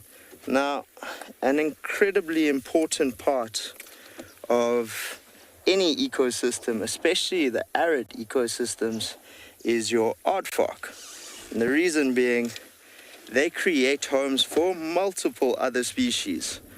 This burrow has definitely been repurposed and elongated quite a bit. And the reason I can say that is that the current owner has left behind a few souvenirs for us.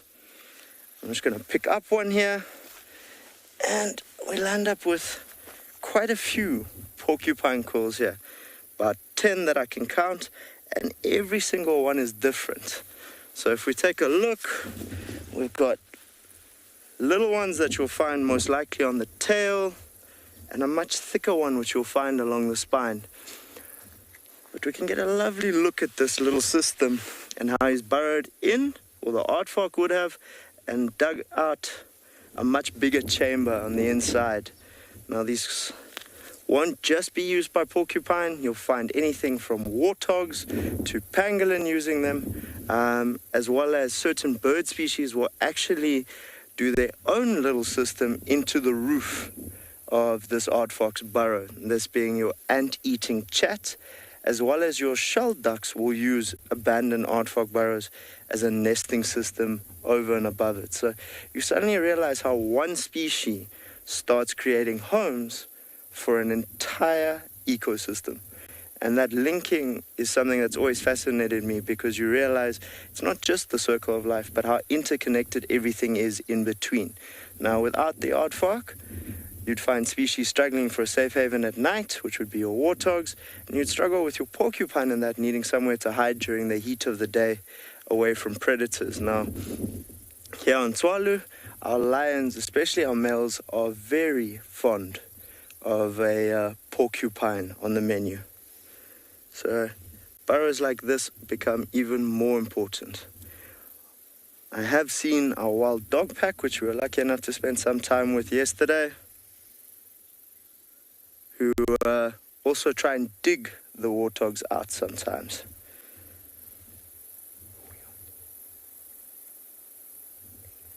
So we're going to be sending you across to Taylor while I investigate a little bit more about who else might have been here. Enjoy.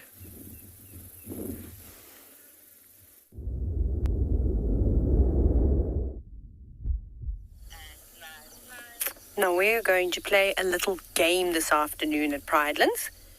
And the game is, guess what the plant is? Yay, very exciting stuff. We're starting off easy, very, very easy. So I'd like to know what this plant is. You can see it has got a bright yellow fruit on it.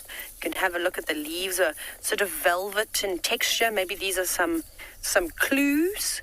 And I will tell you that the fruit is poisonous, and those are the only clues that you're getting. Hashtag WildEarth, let us know, send your answers through, and we'll give you a bit of time though. There's 2 quizzes, just by the way. Right, next one. Ooh, bending down is getting harder and harder. The next one, I'm just going to shuffle that seed out of the way like that. We'll put it back. In here, you'll see that there's this beautiful herb that is growing. That should be a clue. And if I smell it... Sorry, let me stand up, that's easier. Don't sniff it up your nose. That's not intended. That's not fun at all. But you can see I can use this for quite a few things. But...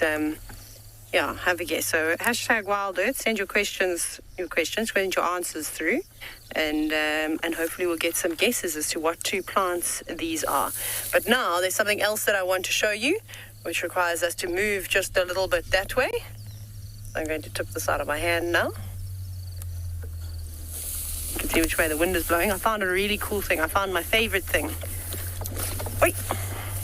Obviously, I'm almost going to trip.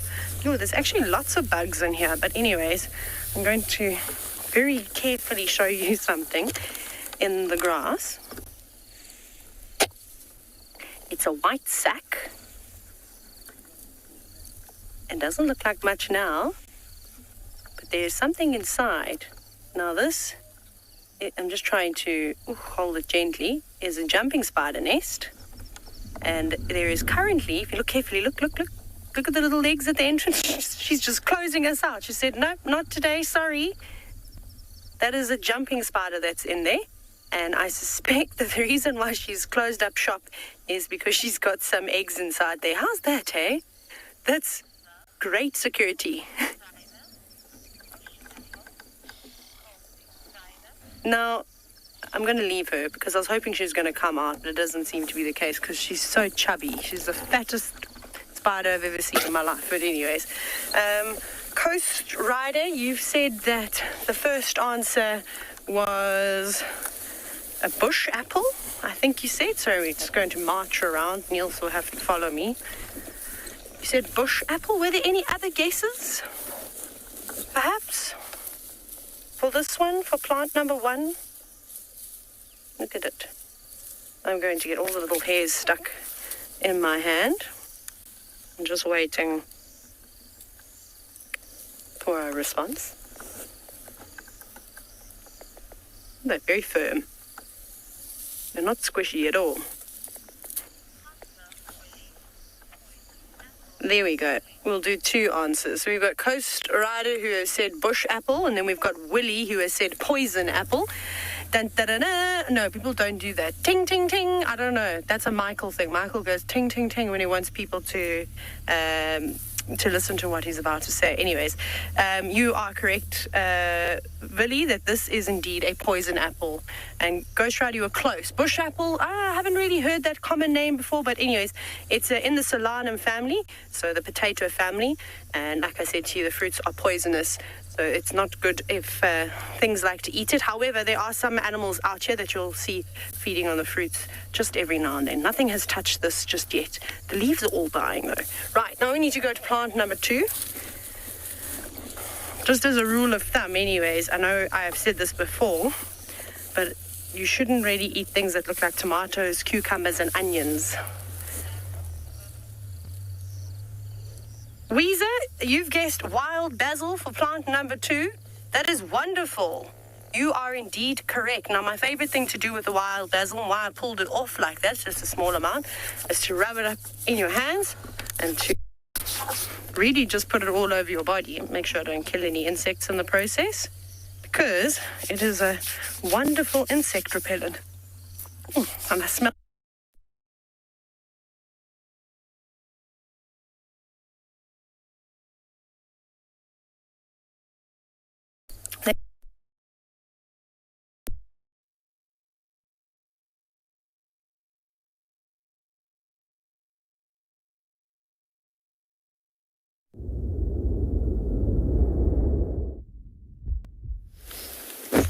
Well, everybody, those of you who know me well will know that I like to do a bit of birding when we have other animals, especially if they decide to sleep.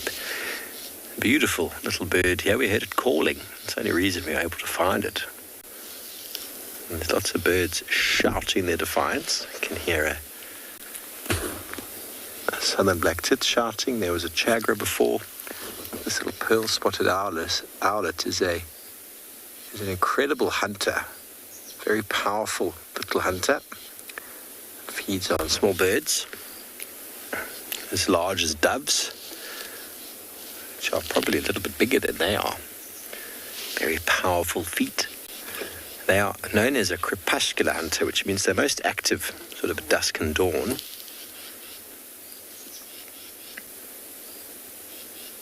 Obviously, they're powerful feet. As with raptors, they're able to kill their prey with crushing blows and powerful talons.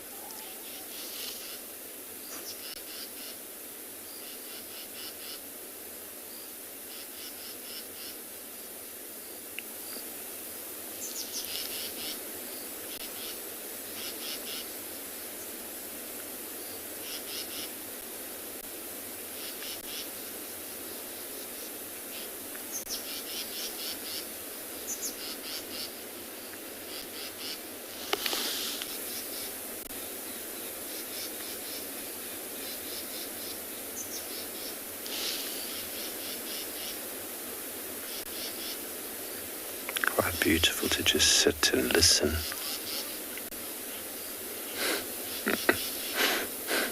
Megan reckons owls always look so angry.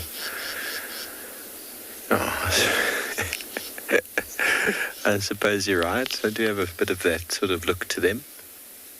Ecological adaptations to being able to hear and see so well leads to a little bit of a gruff exterior. I reckon they're pretty cheerful fellows. When they're not out killing other animals, I reckon they're very cheerful.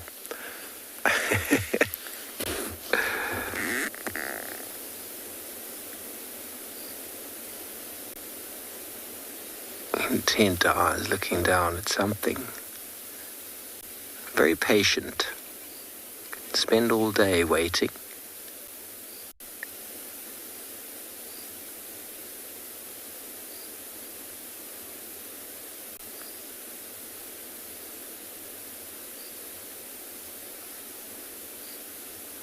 All the birds know that it's here. They can't see it, but it called. It did this high whistling call, which is how we found it.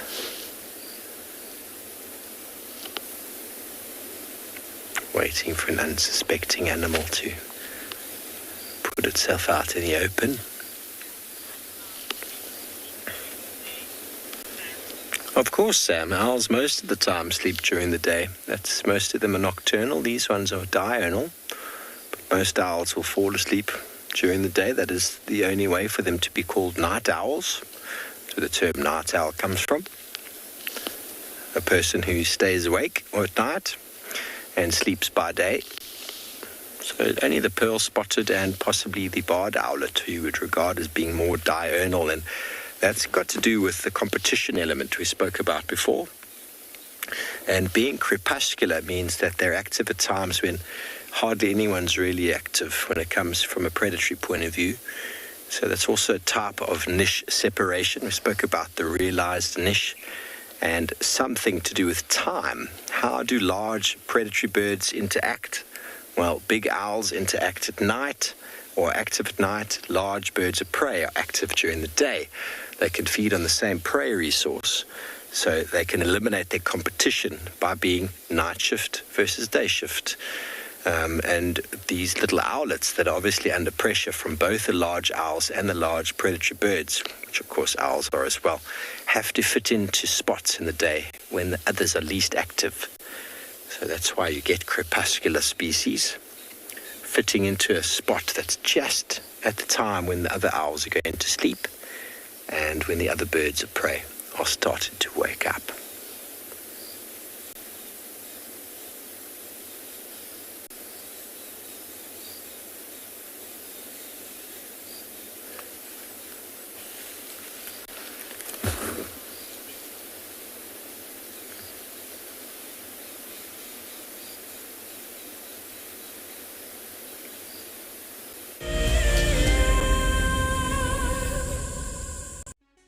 For all of you WildEarth explorers who bought plaques, today is the day that you will make your very first safari on our vehicle.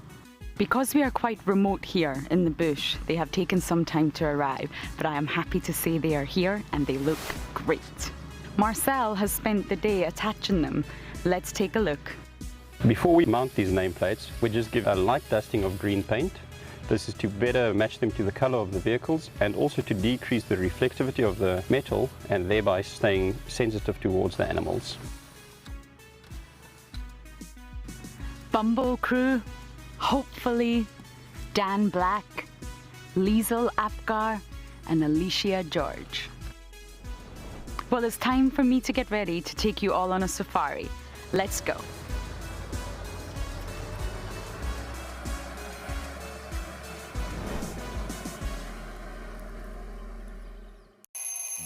Our lives are dictated by alarm clocks, traffic jams, constant multitasking, and countless distractions.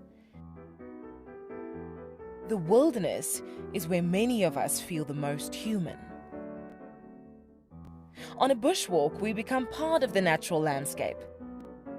As you step off the vehicle, everything comes alive.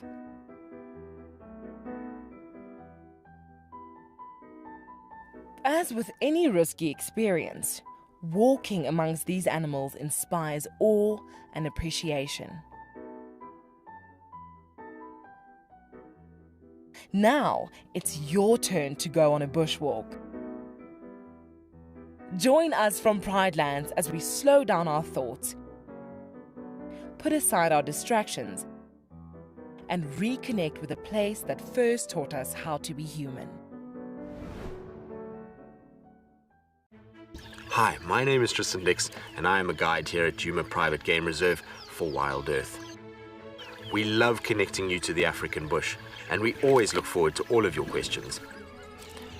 If you want to ask a question on WildEarth, you'll need to register on the website.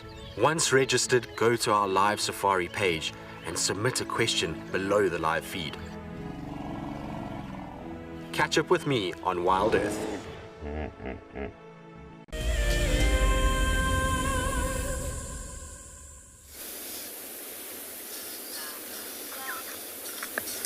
Welcome back, everybody. Well, a few birds have found our owlet. Now starting to shout at it. Predatory bird, predatory animals, highest advantage is when they are unseen. Once seen, often if they move off, where their camouflage will help once again to conceal them. But right now we're seeing inter-specific competition, whereby a number of bird species are coming together. They're hearing the alarm calls of each other, and they're all starting to move in. There's some rattling testiculars, fork-tailed drongos. Looks like a southern black flycatcher as well. Once they're confident enough, they'll try to chase this owlet away from their breeding grounds.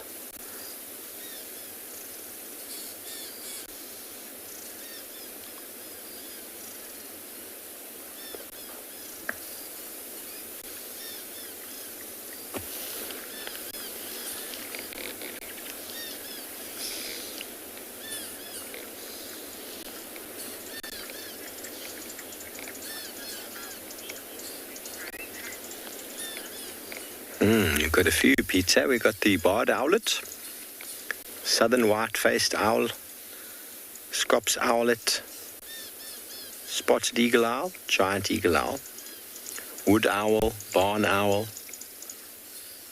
marsh owl perhaps. I haven't seen a marsh owl here. That is it for this area. On our more perennial rivers, you'll get the Pell's fishing owl,